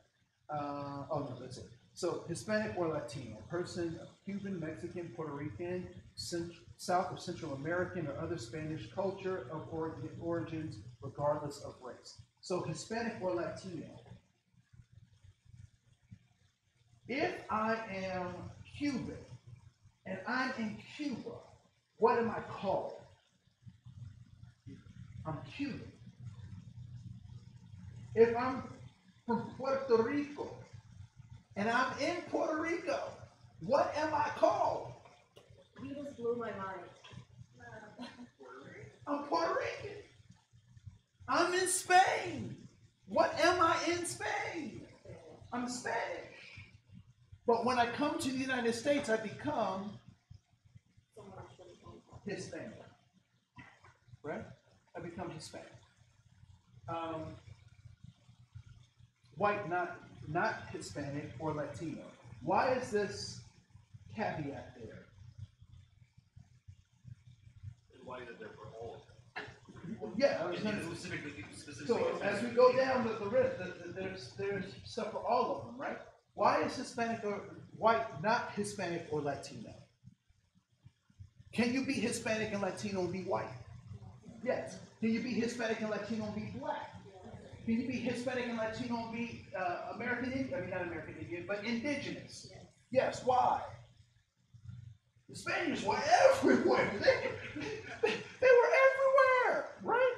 The Philippines, Spanish influence. I don't know if you've ever met Filipinos, but they don't quite look exactly like the rest of the Asians. They look very different, and their name, the naming nomenclature that they use is very Spanish in its, in its origins. Just very interesting. The Spanish were everywhere. Yes. If I were to really oversimplify this, Yep. what it looks like to me and the part that went in my head is that we decided at some point in our history that white guys could own property, so we had to classify people that were not them to keep them subjugated. And as time went on, people thought that was a little gauche. So instead of eliminating these categories, it just kept adding on. Yeah, I can't say, I don't know what their thinking is, and that's a great, I guess that's a great way to think about it. Yeah. So my understanding is that historically most of these categories evolved and changed with restrictive immigration laws. So they came about starting in like the 1830s, and they changed a lot through like the 1940s. To the point where there's a time where Mexicans go within like 12 years from being white to not white to white again on census definitions, because they're governed by restricted immigration laws in immigration quotas. So there was a time when where federal definitions recognized like 20-some distinct racial groups and mixed among them, and then they become narrowed down. And they were also hyphenated. And so like, there were times when the Irish weren't white, and then they were white, and then they were hyphen, Irish-American. So we keep reorganizing these things the way we want to. But they all have the same impact, no matter how they Sort of. So, so now we're getting into kind of social justice stuff, right? So social justice would have us really look at why these things are set up or how these things got set up. Workforce diversity would say, this is what I have, and I'm going to work with this. Right? Or I'm going to recognize the nuances of this. Education would say, well, I have to create opportunities for what I have here. Social justice says, we need to challenge this stuff. And so in our organizations, are there places where we need to challenge it? Because we kind of feel that gap between business, government, and social justice. So there's that. And you can read the rest of these on your own. One thing I would like to draw your attention to as we look at these categories is the fact that no former Soviet countries are named as any of the so-called races in this list. No Soviet bloc. There's nothing about the Soviet Union or the countries therein that are recognized as a racial group. Which leads me to my second point about this, that it's political. Right? So do you Ukrainians, Russians, Latvians, do they have a so-called race or whatnot? I would say anthropologically, probably yes. But in terms of what the U.S. government recognizes, no. And why is that? Because we don't recognize our enemies as human beings.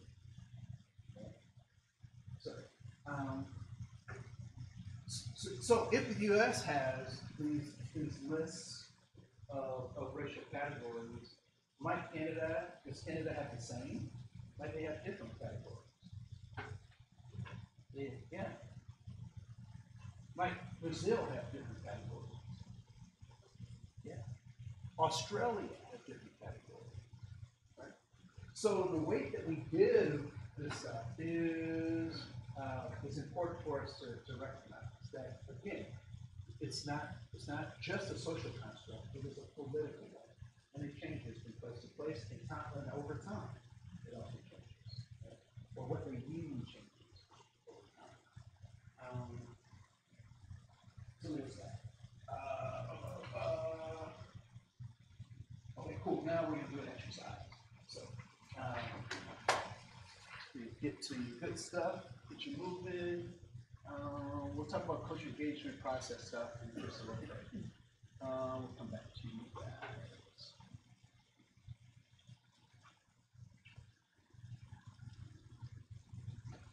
So, let's see. 1, 2, 3, 4, 5. So if I'd like to get, I can do that. I'd like to get 5 groups of 3 people. We do that? No, that's not possible. Okay, so actually, if someone would volunteer to join him at this table, that would be great. And if one of you could join her at this table, that'd be great. So I need 5 tables as well. So.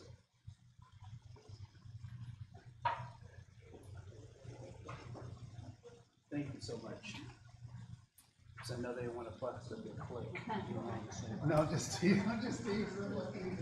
All right. So I want to talk a little bit about, like, in our organizations, like why do things kind of show up the way they do?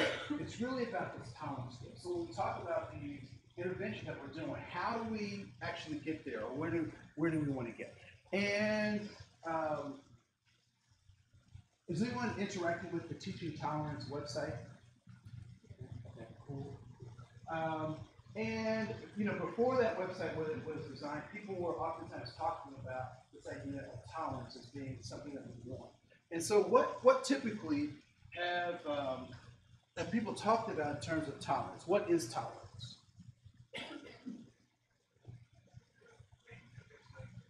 So it's a range of acceptance. Okay. Tolerance. Live and let live, right? You do you, boo, and I won't interact, whatever. So putting up with people around me.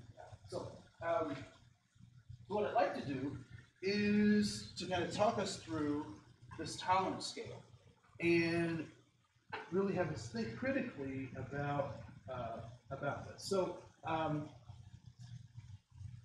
let's start at the bottom. So this will be we'll do 1, 2, 3, 4, 5. So repulsion. What does it mean to be repulsed by someone? What is repulsion? Disgusted. Okay? So being disgusted with someone. These individuals are different in ways that are not normal to you. You believe that they don't belong in your workspace, and you don't want them as a customer or an associate. You experience a great deal of discomfort when you come in contact with them. All right? So I'm going to have you guys be repulsion group. Then there's avoidance. And these individuals are different in ways that make you feel uncomfortable. You try to avoid them as much as you possibly can. You don't want to work with them. So your group will be avoidance. All right? So you'll be the avoidance. And then there's tolerance. This rating indicates that these individuals are different from you in ways that make you somewhat uncomfortable.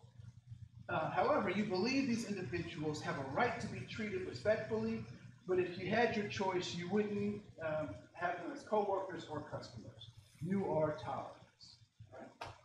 And acceptance. Acceptance. This rating indicates that these individuals are different, but differences don't matter to you. Pay most of attention to the ways in which you are the same and tend to ignore ways in which they are different. You listen to them as coworkers and customers and work well together. So you are appreciation, and you are acceptance, and you will be appreciation. And appreciation is when you meet someone, you see their differences as positives. You consider them to be smart, talented, and possessing traits and skills you value. You enjoy working with them, and you serve them, and make every attempt to be around them. All right? So you're appreciative. So what I'd like for you to do is I want you to, on a piece of paper, just write down what are some of the behaviors for each one of your categories, right? So repulsion, what would that look like in action? What does repulsion look like in action? And what does appreciation look like in action, right? So what kind of behaviors, how would I know that is current, all right? So give about 2 minutes for that. So you can talk at your table and decide which of those.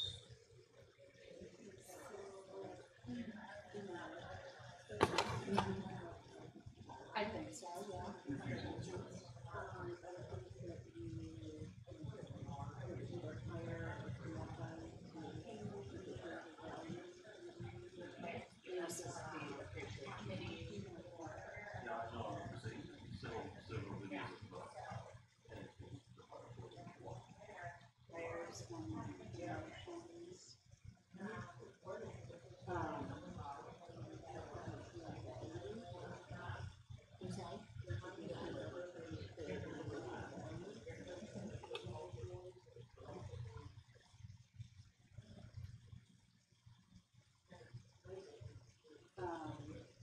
Recruiting them for things.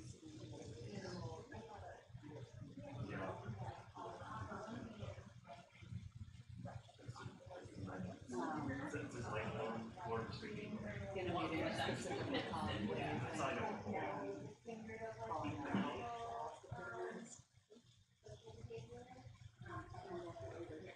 No, I don't think you're really much video. It certainly goes into the policy. Go up the video.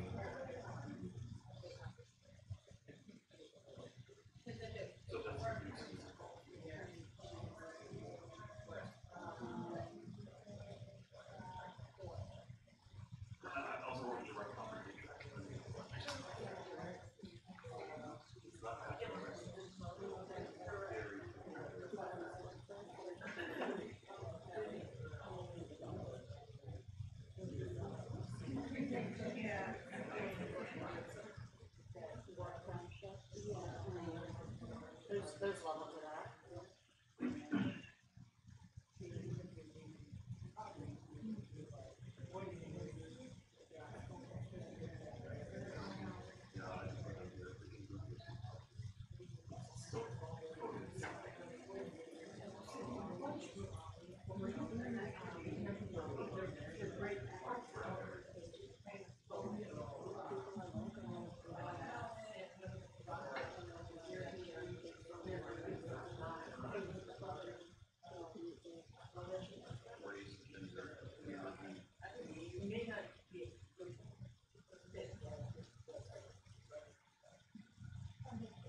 So it's on page 19. Yeah, and then,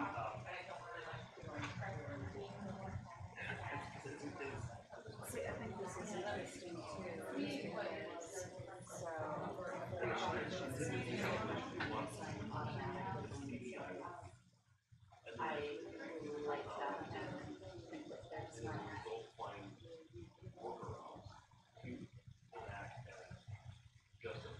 mean, isn't that kind of boxing somebody in? It is, I think we have to have a base level. I mean, and it's just the language that we have that's used. Right. Justify district based, but you can't make just believe Exactly. They're personal. right up versus just thinking about And I think that's what we do, is these are often personal differences, they're not differences in that person's ability to do their job or be a good team member or, anything, but yeah, not like that. 3, 2, 1. Thank you, that's where I was. All right, so group one, repulsion. What does repulsion look like in action? Well, I think we got a pretty easy topic to discuss. Okay. You just No, I think, there's a lot of the examples we talked about, of course, from my own experience, I drew from, so, okay. specific acts that have happened just recently, like, white tenants of apartment buildings blocked black residents in the same apartment building from entering their apartment. Right. There's a couple of examples of that, just recently. Yep. Showed up on social media. We also talked about just flat out refusal of services. With the cake, the wedding cake maker who refused service to cake before. Yep. And then the workaround, of course, was that, which is a means of justifying that legislatively approving of the discrimination related to practice. Yeah, it's a workaround. I mean, you can't discriminate because it's gay, but we can find this workaround to discriminate on different legal grounds. Yeah. Brought the idea of usually if you're in America, you're going to speak English. Is a way of working. Is a way of is an education for somebody to work. So just as a sidebar to rabbit trail, I heard a bunch of folks speaking like German, and I had this. I thought it would be like a really good joke, but then I decided it wouldn't be. To just walk up to them and say, "Speak English in this country." You thought that through. I thought that through. It would be a good joke for my partner, but not. So repulsion, right? So everything you do, you try to keep folks at bay or away.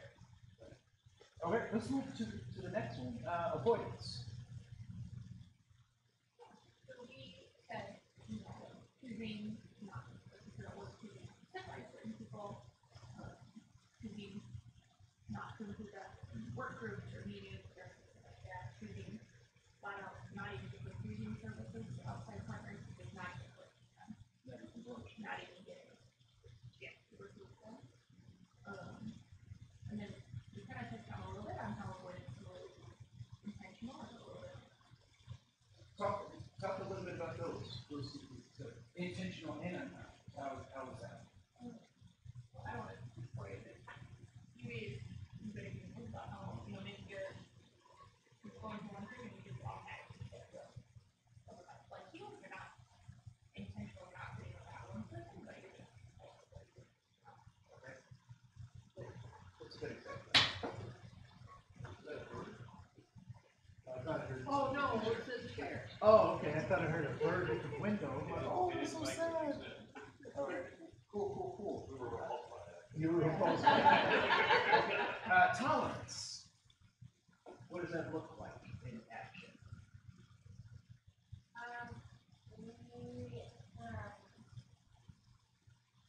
We're going to examples of the framework where that come from, like the tolerance is a safe place where you don't have to stretch yourself, but you're also, you also have cover from the reasons really repulsed or reasons that the tolerance often looks a sign that people might be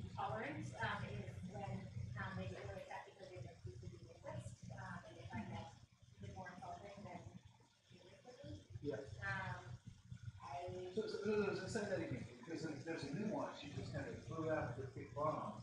So what's the nuance between being upset about being called racist versus being appalled about racism?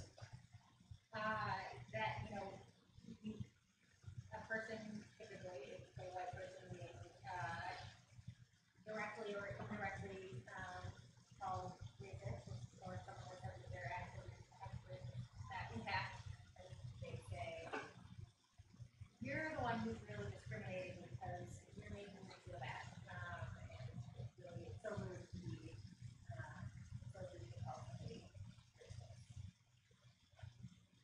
This isn't what tolerance looks like, but this is a proxy for what you can tell people that do tolerance. Yeah, yeah.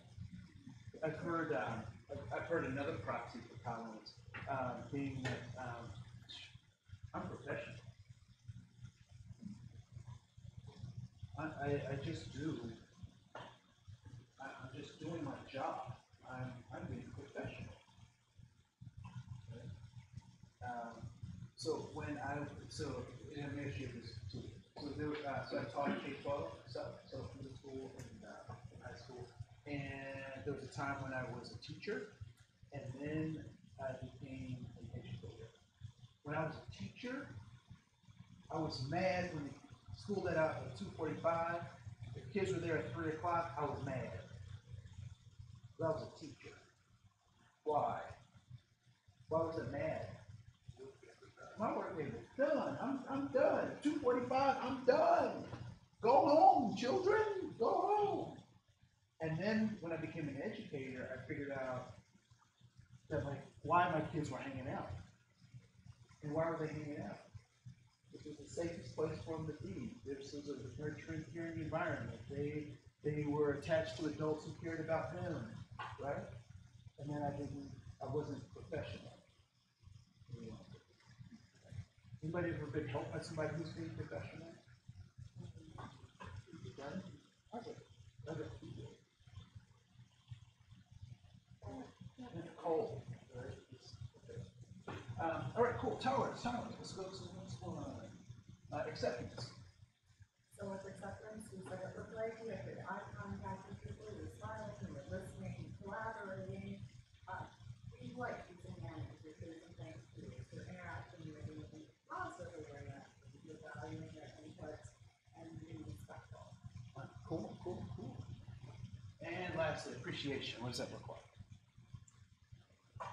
Hiring and promotion, recognition of your values, recruiting them to teams, asking for their opinions. Their pay reflects that you value them. You make accommodations for their differences. An example that we used was offering different holidays, not just Christian holidays. Creating work friendships and familiarity, getting to know them on a personal level. Also at the same time, not romanticizing differences, treating people as individuals, not stereotypes. And I'm going to let you take that last one. I think vulnerability is really important in this category, because if you are being authentic with someone and you do or say something upsetting, and to be able to hear that as, piece of the fear instead of shutting down, because No. I like even the word being authentic. Yeah, I was going to say that's where I connected with that. It's this idea of being authentic, right? So, appreciation is about authenticity, right? So cool. So let's go. So now we kind of talked about those three. So what I want you to do is to think about the person who is the result of those behaviors you just kind of talked about, and I want you to think about them in these ways. So, that person is met in the hall, right? In the hall of your organization or in a confined space. How are they treated as whatever your category is, right? And if that person had a success, what would you attribute or contribute that success to? what would you attribute that success to, if that person had a success? So if a person was appreciated, what would you attribute that to? If a person was being tolerated, what would you attribute that to? If a person was being repulsed, what would you attribute that to? If the person made a mistake and they were being repulsed, what would that be attributed to? And then if the person had a probability of a success from 0 to 100, how likely are they to have success given how they are treated in one of those aspects? All right. So I'll give you just maybe 2 more minutes to kind of go through these questions and be able to answer them with the lens of your state, your concept. All right. So 2 minutes for that. So that person was met in the hallway, and they were set.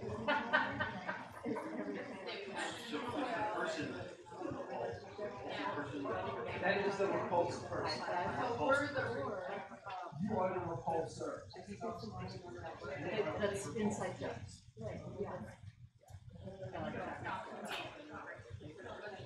But, and that's kind of where I was going. Some people have a personal individualized reading. Not just, how are ya? It's like, oh, hey, blah, blah, blah.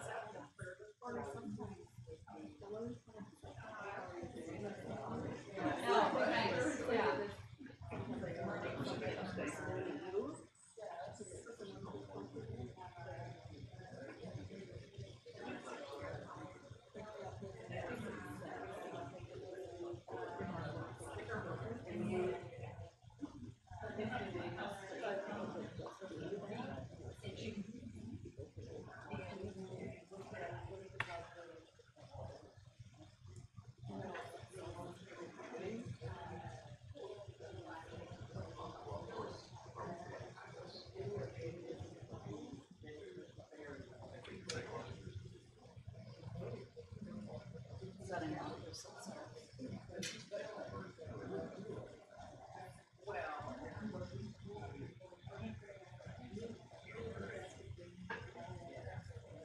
Yeah, also on your background, you know, if you're not worrying about feeling accepted or valued, it frees you up to really do a great job and do a great job. But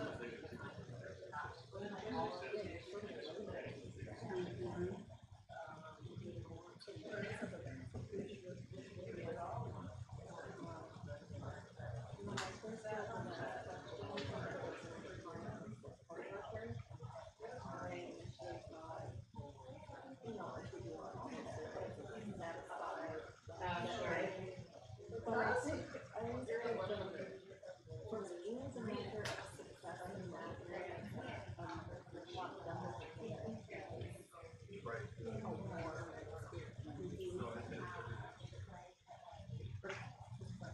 Warm, personalized, valued.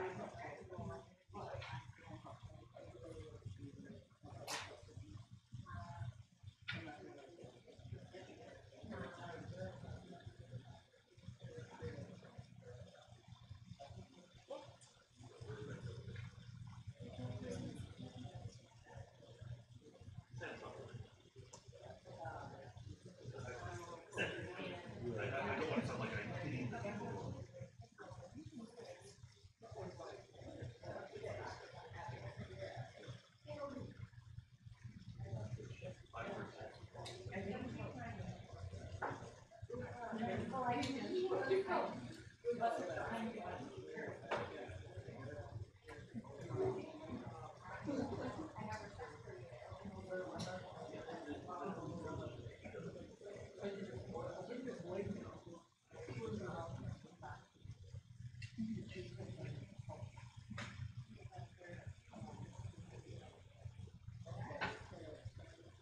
Cool. All right. So let's walk through. Let's walk through this. Anybody want to go first, or should we just walk through interviews just like we did last time. Marty, you go first. Okay, so we'll start out with Paul. Okay. So what does, so if that person, that person is met in the hall in your organization or out, how are they Well, approached? first of all, we may not meet that person in the hall at all. Okay, They may not be there. okay, If they have success, the reason for that success would be attributed to not that person, but to some other reason. okay, If they made a mistake, it would be the reverse almost. It would be, well, they're stupid, they don't know what they're doing, they shouldn't be here in the first place, that type of thing. yeah, So the probability of having success would be extremely low. but give me a number. I said 0, I'll say under 10. Okay, so under 10. Yeah, Cool. depending on how long it's going on. And then the service they receive would either be negative, or no service at all. Okay, so is that what they would say? Yeah, Okay, so they would say they either received no service or it was negative, it's a Yeah. bad experience. bad. Would they come back? No. Do you think they would come back? Okay, no. All right. Cool. Avoidance. If that person was met in the hall. So we definitely met in the hall and we did work. Because they would not be seen, they feel ignored. No eye contact, you'd be ignored. I think for being seen and interested, they wouldn't acknowledge it. Okay. And being known to acknowledge that that's what you know about it. Has anyone ever given an idea, it wasn't taken up, and somebody in the same group gave that same idea or a version of that idea, and you go, oh yeah, Yeah. right? Yeah. She said every week. Oh my goodness. Right. All right. What's the probability of success? Probably low, Okay. if they're not even being acknowledged. Okay. Then give me a number, 0 to 100. 11. 11. Okay, so slightly better than being repulsed. All right. Cool. And if that person was a client or a customer or a coworker, what one word would they use to describe their experience? Non-existent.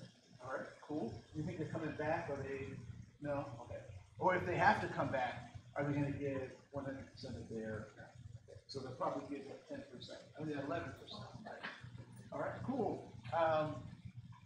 Tolerance. Did that person call or not? So a nod. Okay. Minimum interaction.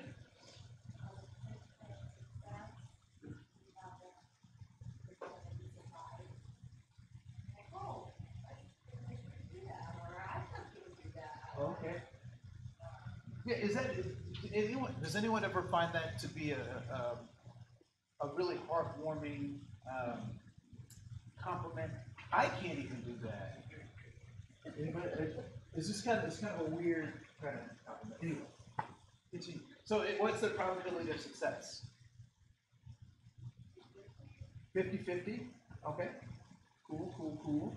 And what would they say about their interactions? What's one word? Confused. All right. Cool. Are they coming back? Maybe. We just apparently depend on the personal experience. It might depend on their personal strength. All right. So let's go to acceptance. And so we meet the person all, we say hello, we look at them, we smile and acknowledge them. For a person having success, we would congratulate them. Person made a mistake, might offer some helpful advice, and then put our full attention to it and probably change them. Probability of success, 75, 90%. Okay. 75 to 90%. What would they say about that? Well, there are times You're satisfied with the comeback? You would hope so. Appreciation. They would be met in the hallway with high five or some other sort of personalized greeting. That's my fault, I do What kind I just thought it was funny. So, but a personalized inside joke greeting. Okay. Personalized. If they had a success, it would be due to their hard work and intelligence. If they made a mistake, it would be because we're all human and things happen and mistakes happen. Guessing that their probability of success would be very high in the 90s. One of the reasons we talked about was without the distractions of why don't these people like me? Why do I not feel accepted? If you're not worrying about the interpersonal relationships, it clears you up to actually do a really good job. And one word on the service they received would be warm. Warm. Cool. Yes. I just thought of something I wanted to add to making a mistake. Yeah. I know that personally, if I make a mistake and my supervisor is like, well, how do we fix it? Like, they trust me to understand how to correct the issue instead of taking the project away or assigning other people. They trust me. Yeah, they trust you to problem solve it, right? And others of these, it's been taken away, right? Because there's not the trust that you can actually do the thing. Why might I have to start doing this exercise after talking about the differences between workforce development, educational access, and social justice? Because these things all fall along the similar scale. I mean, acceptance or tolerance and probably even avoidance are in a legal gray area. Okay. Repulsion, probably you're violating some laws. But appreciation goes beyond meeting minimum expectations into authentically engaging with your perspective. Yeah. So all three of those are tools to kind of get to this. So many of us have been taught that tolerance is what we're supposed to be. We're supposed to be colorblind, right? We're supposed to content of the character and not the others. Right? Yeah, right. What does that get us? What does tolerance get us?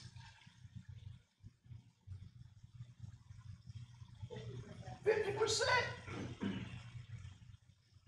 Would you drive a car that worked 50% of the time? I did all through college.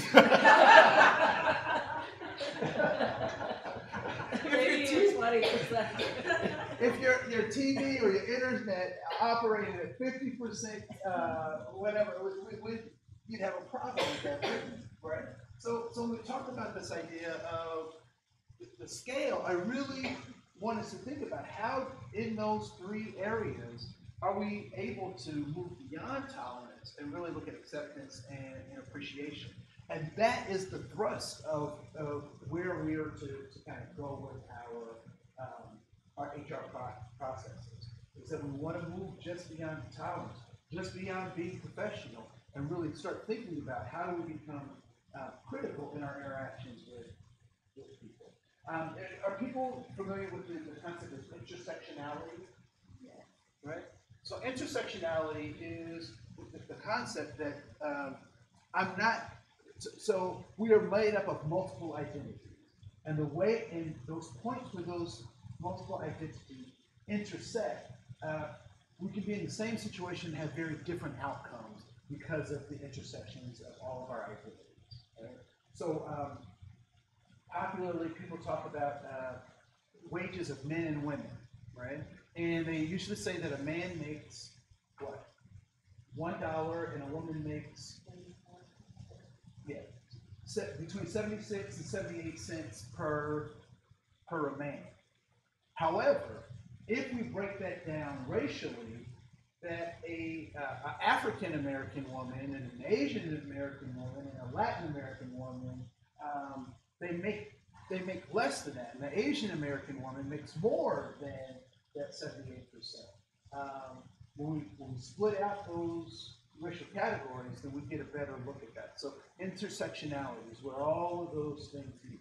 So I just want to do one quick exercise with you to help you think about kind of intersectionality as we're talking about these HR practices. And then the last thing I want you to do is look at some charts to really look at your own organization and see how are you doing in your organization, or things you can take back to think about developing this equity lens so that you can make sure that your practices are in line not only with the goals, but are being helpful. All right.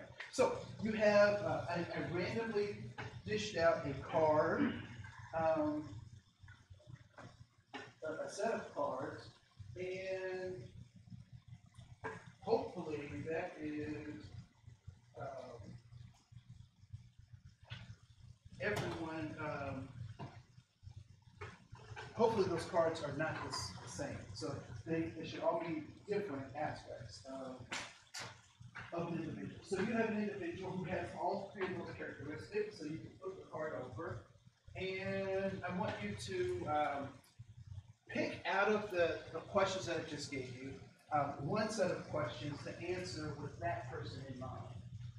All right? So there's, I think, 3 sheets, 2 questions on each. So select one of those questions and answer that with that person in mind. All right? So that person has all 3 aspects. So each one of those cards is an aspect of that same person. Yes. Okay, thank you. I shuffled it too well. So we have,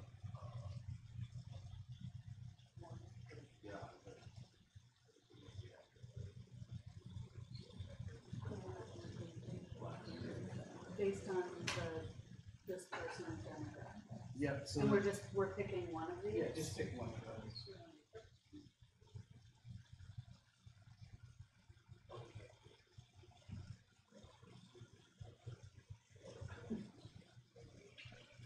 I'm not sure I understand what that one is. Yeah. So just pick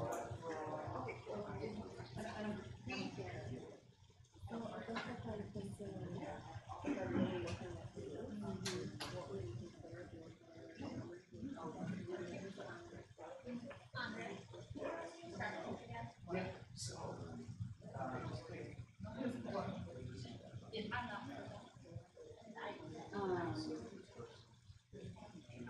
Well, the consideration, again, if it's an undocumented immigrant, is helping them to get whether status or whether it be a visa or green card or, you know, what do we need to do to get them out? Would be my first consideration.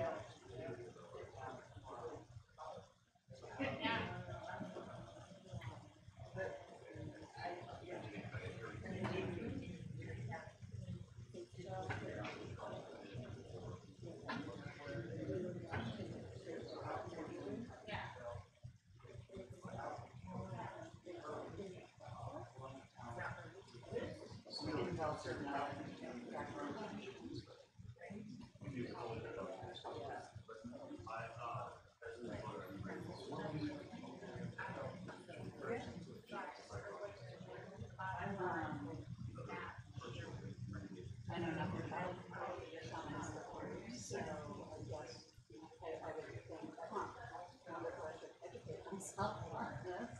If there, you know, is there anything I should know about that? That would, So something that they don't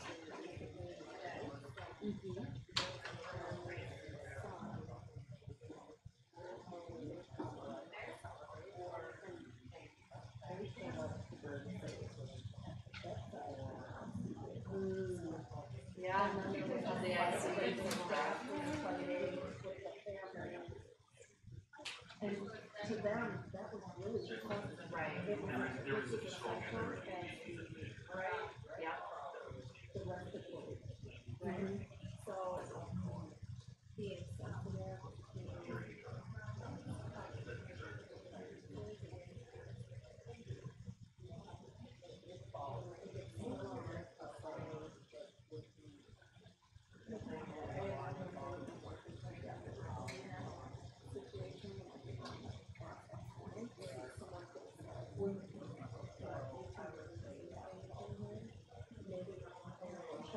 Right. Well, and I'm gonna let you judge, and I was at the primary, and, our head judge, she's like, hey, sounds great. He's praying, so, and it was just like, oh, and as soon as she realized, it's like, he's gonna be 2 minutes, we can handle this rush for this, but, Tracking and retaining are very different. she wasn't really, she didn't know, and excited. So, for me, yeah, I do think there's the, what does this mean as far as any accommodations? And that's been, yeah, that's one generation of not necessarily.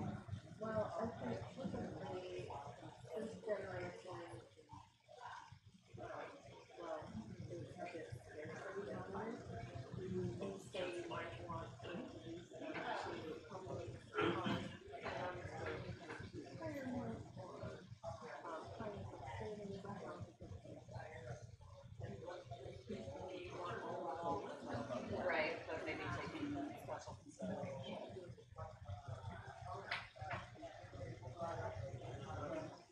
Because I know that the university has a program like that. I don't know.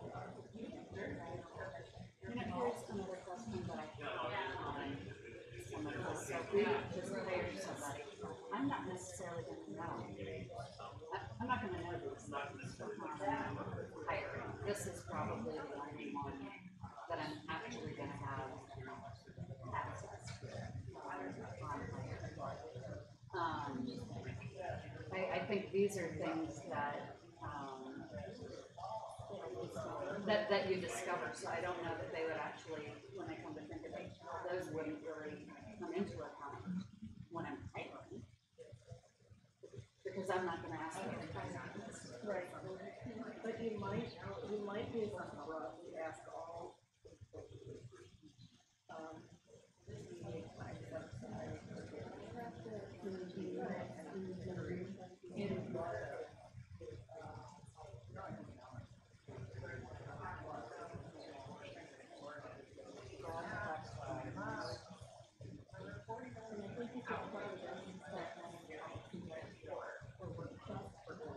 Yeah.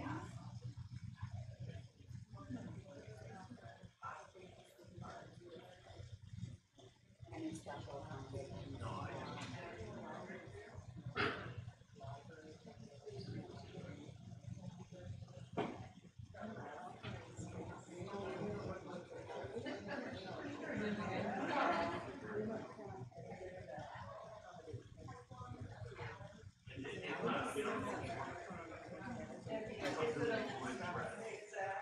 But at least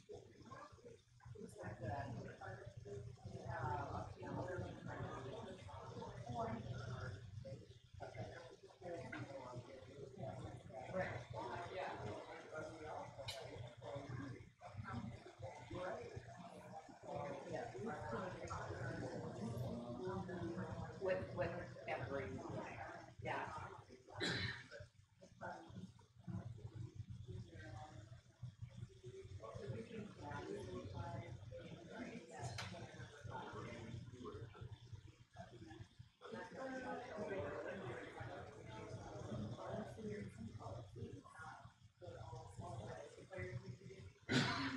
Yeah.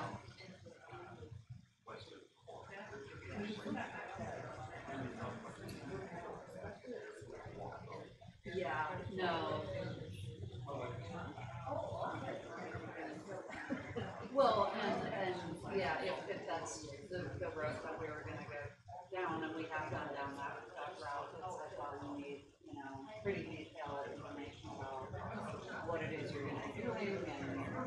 And you really need to look at how long you're in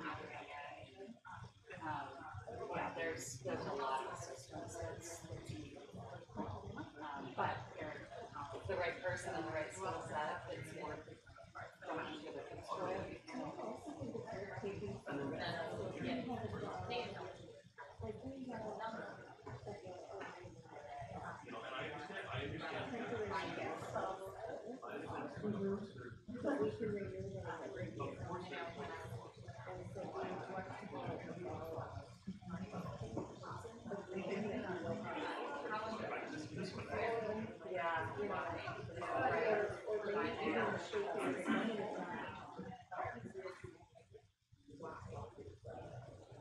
Right, yeah, yeah.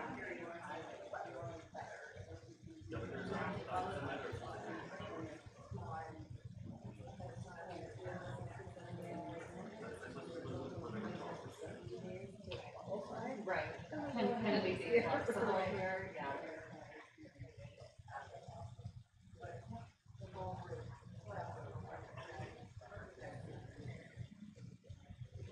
Yeah, I mean, I do think that's a special case because it is gonna take definitely more work and more thought, but again. No, and that's why I understand. Being ready to be Four, ready and willing. 2, 1, and so you each had different questions that you selected. What did you think of the cards themselves? Interesting. Okay. So there's a deck of 50 or so different combinations. So of cards, and it was giving you a whole lot of each of the, well, giving you each a deck to choose from, but because of time, it's easier to just randomly pick through. So, any considerations given those roles that you might not have thought about as you were answering those questions? Would you have answered those questions differently if you hadn't had those roles? If those three characteristics weren't in front of you, might you have answered those questions differently? Yeah. Okay. So in what ways might you have answered the questions differently? Or what considerations did you have to make when answering your questions?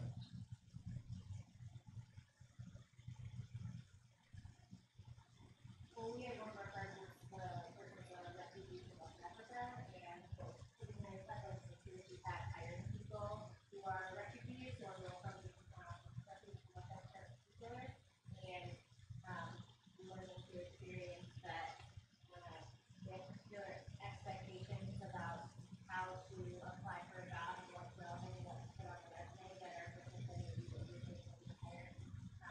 So really thought about how you get a database that you education and recognition how local organizations who are refugees can get here for a long time. They may not know what a U.S. centric hiring manager expects to see on the resume. That also reminds me of a resume that looks like the U.S. You know, it's people who are U.S. internet together with experience from the place of the principal. Yeah. I know that, so the way doctors advance is through kind of gaining academic credence or credibility. And the interesting thing is that men who are doctors or physicians start that process at year 3. Women typically start that process at year 29. So what does that suggest by retirement time? Yeah, so there's huge gaps in that, right? And so part of it is not knowing what those networks are to ask, how do I start this process? And then by the time they get a hold of that and become productive, there's a big gap. And I would imagine for refugees, not knowing what the systems are in the United States could be very similar. Right? What were some other considerations as you were thinking about how you answered your question that you may have thought about that you may not have thought about before?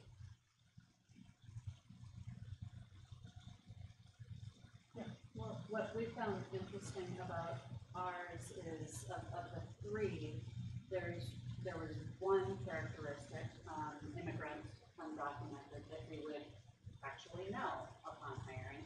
And the other two are personal employees, so we wouldn't know that upon hiring.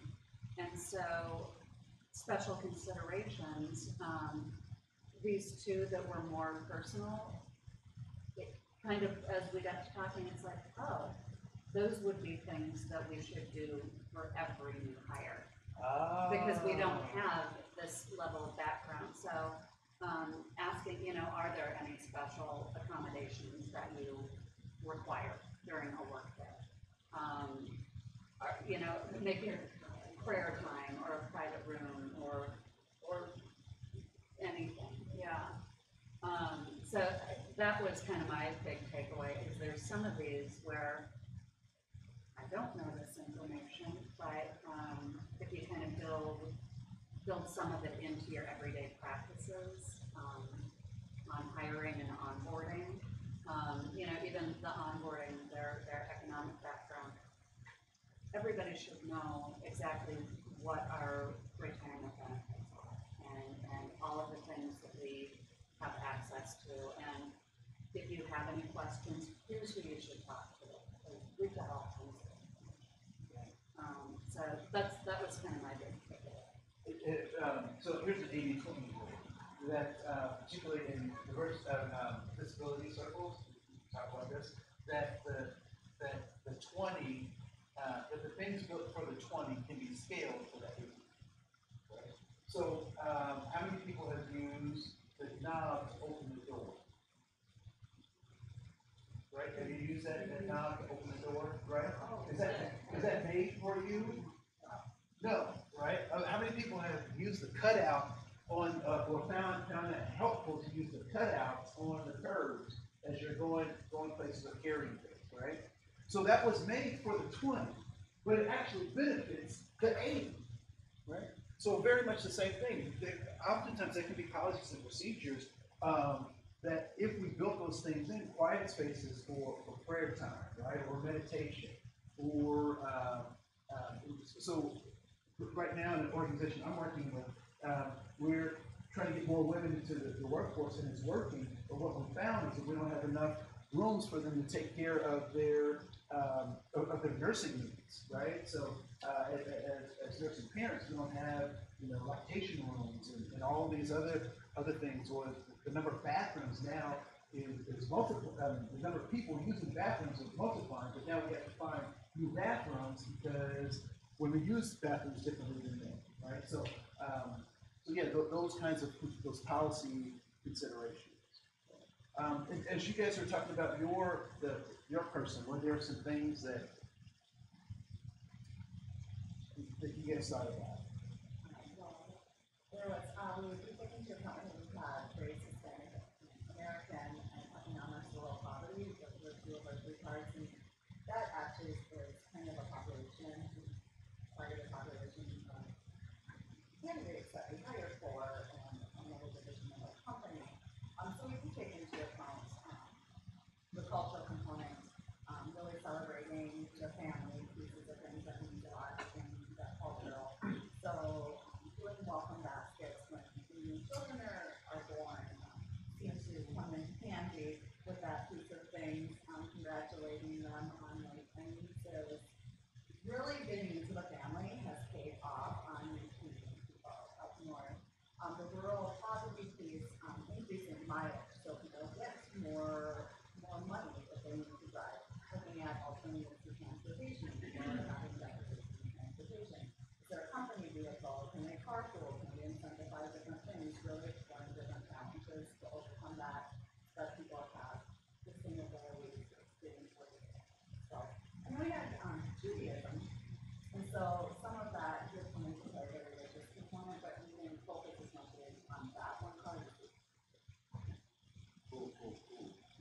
So, when it comes to different religious beliefs in the workplace, people say you shouldn't bring religion to work, but if you're a person and you have one and you come to work, it comes with you, right? So what might be some strategies to, particularly for trying to retain folks, that we have, that we bring religion into the workplace? Yes.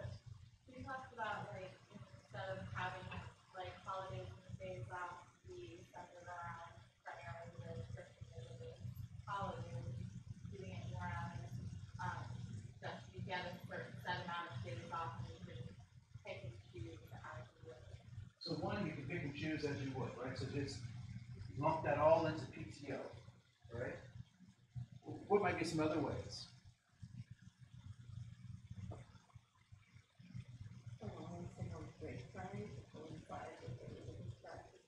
Okay, so making sure break times coincide with people's religious practices, right? So in some cases they pray 3 times a day, and so if I schedule a meeting during their prayer time, is that helpful in retaining them? Yeah. So it could be one of those microaggressions. It could be perceived that way, right? So being mindful of that. Another way is to make sure that your policies are either inclusive of all or exclusive of all. It's simultaneously, right? Because there are folks who don't have a particular religious faith that are also interactive.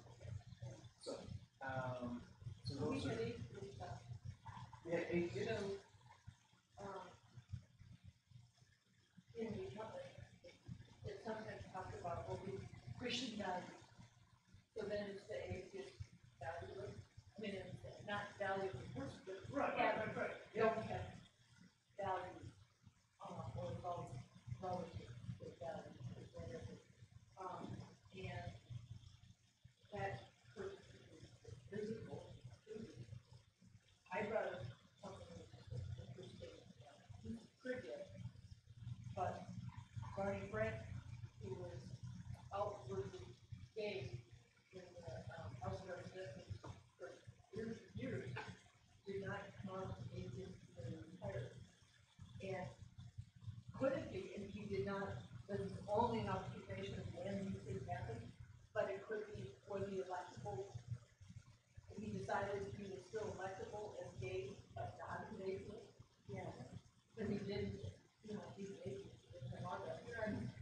And I don't know any company, there is that, in fact, that was, really that.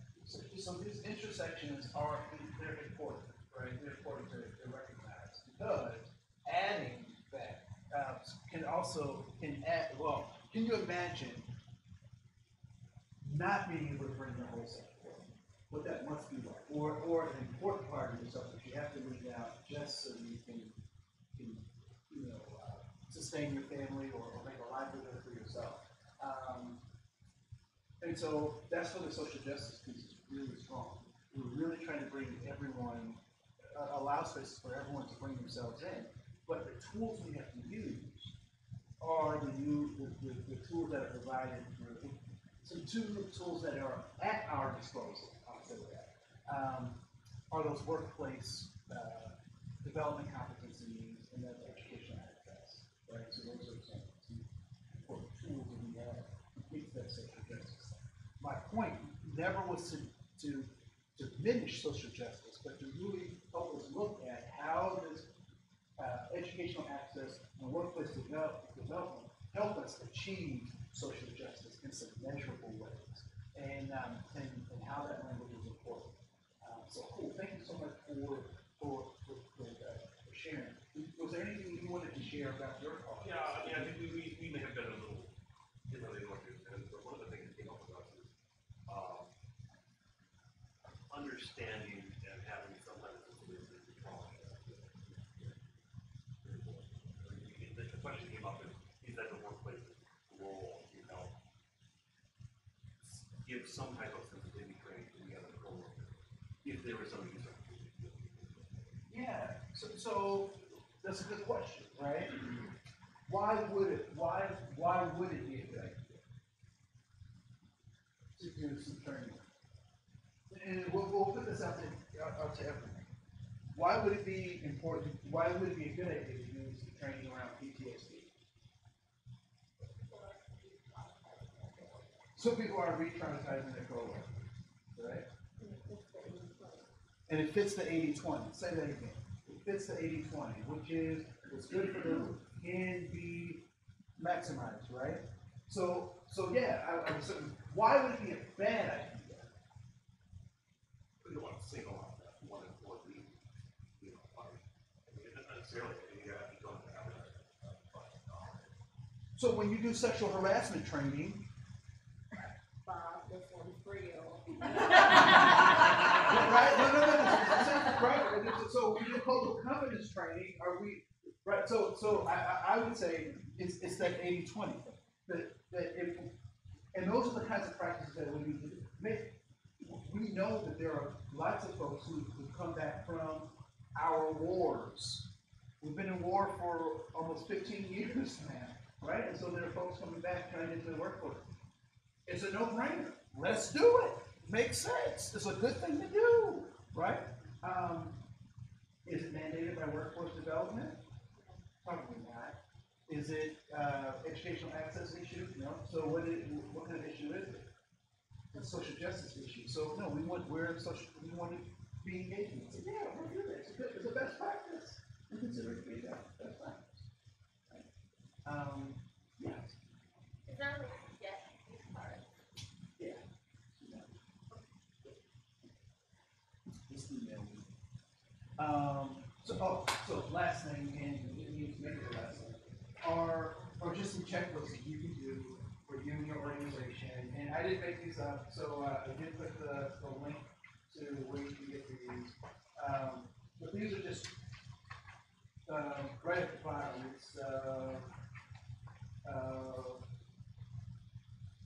a place in Canada. So Philo nonprofit in Canada. And so I thought these checklists were really great to really encapsulate everything that we talked about in terms of, yeah, you did these first? I did. Yeah. So feel free to go through that checklist, look at your own organization, think about how all three of those places connect for us in a number of policy areas, right? So hiring, retention, benefits, I'm trying to think of the other places. Practice strategic planning for an organization. So lots of checklists right there that you can do, feel free to do on your own. I did just want to say that I think we have one more session left, and so if you enjoyed this and these, please tell friends, loved ones, and family. I'm a hoot at funerals, and I do bar mitzvahs as well, and it was supposed to be a joke, but Can you do a breast? yeah, I can do a breast. I don't do it myself. I'm not. Sure, that's good. I'm not a rabbi anymore. No, but so we're trying to talk about what these next set of sessions might look like in terms of keep doing sessions like this. There are online components that we can do that people would like and that kind of stuff. So in your evaluations, if you could just mention that stuff, I appreciate it. And any mistakes that you find in the handouts, please count it to my human frailty, but not to my lack of intelligence. So I appreciate that. Any questions, comments, observations? Overall, was this helpful? Was there new information that folks got? Okay. Cool. So my name is Andre Koen. Thank you so much for your time, and I'll see you next time. Thank you.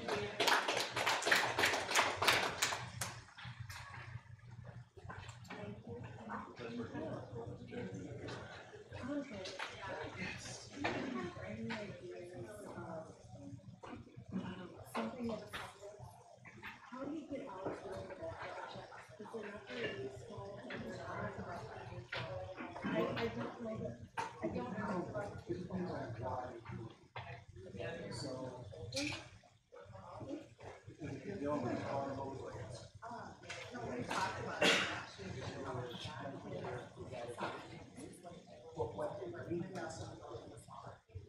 So there are things that, there are things we have to do, but then what does that mean to the brain?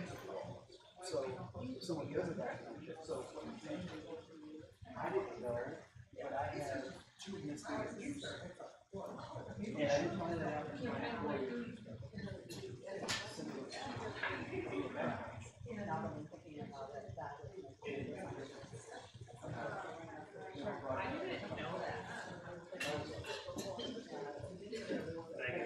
Oh, yeah, So there's the real question is what is it?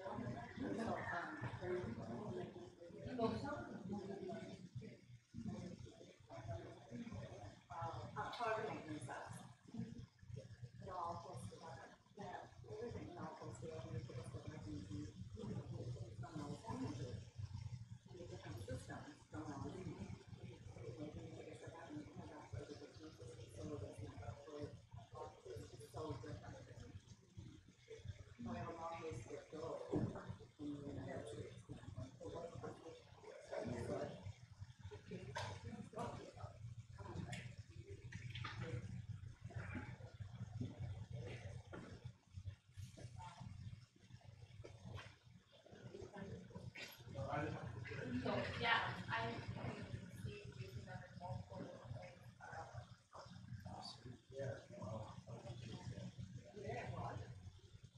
what I'm saying, when I grew up around the state and stuff like that. And because I am a charter, and I work very well with director, director, executive director. And I don't consider myself a chair. First, it was the, I was very interested in some of it. But I do run for professional. It's getting called for, there was a lot of other topics. Talking about office, well, I think it's a you know, we'll have this wonderful concept, people will use, people want to do information. There is information, you've got an idea of combination. But instead of trying to do something, just one thing. I'm actually trying to move away from PowerPoint. Yeah. Because we, you know, speakers, we want speakers. What do we want?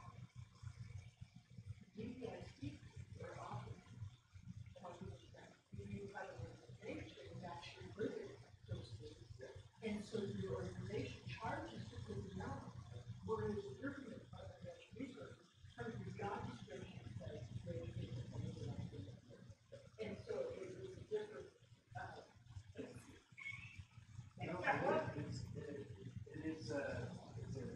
they want speakers, they want somebody to come and be, and as a consumer, they want to consume them.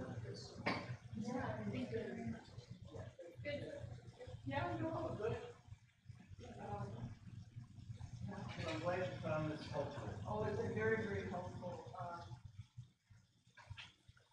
yeah, and then the token is, okay, one of the goals before I came on was, well, every board should have 2 people.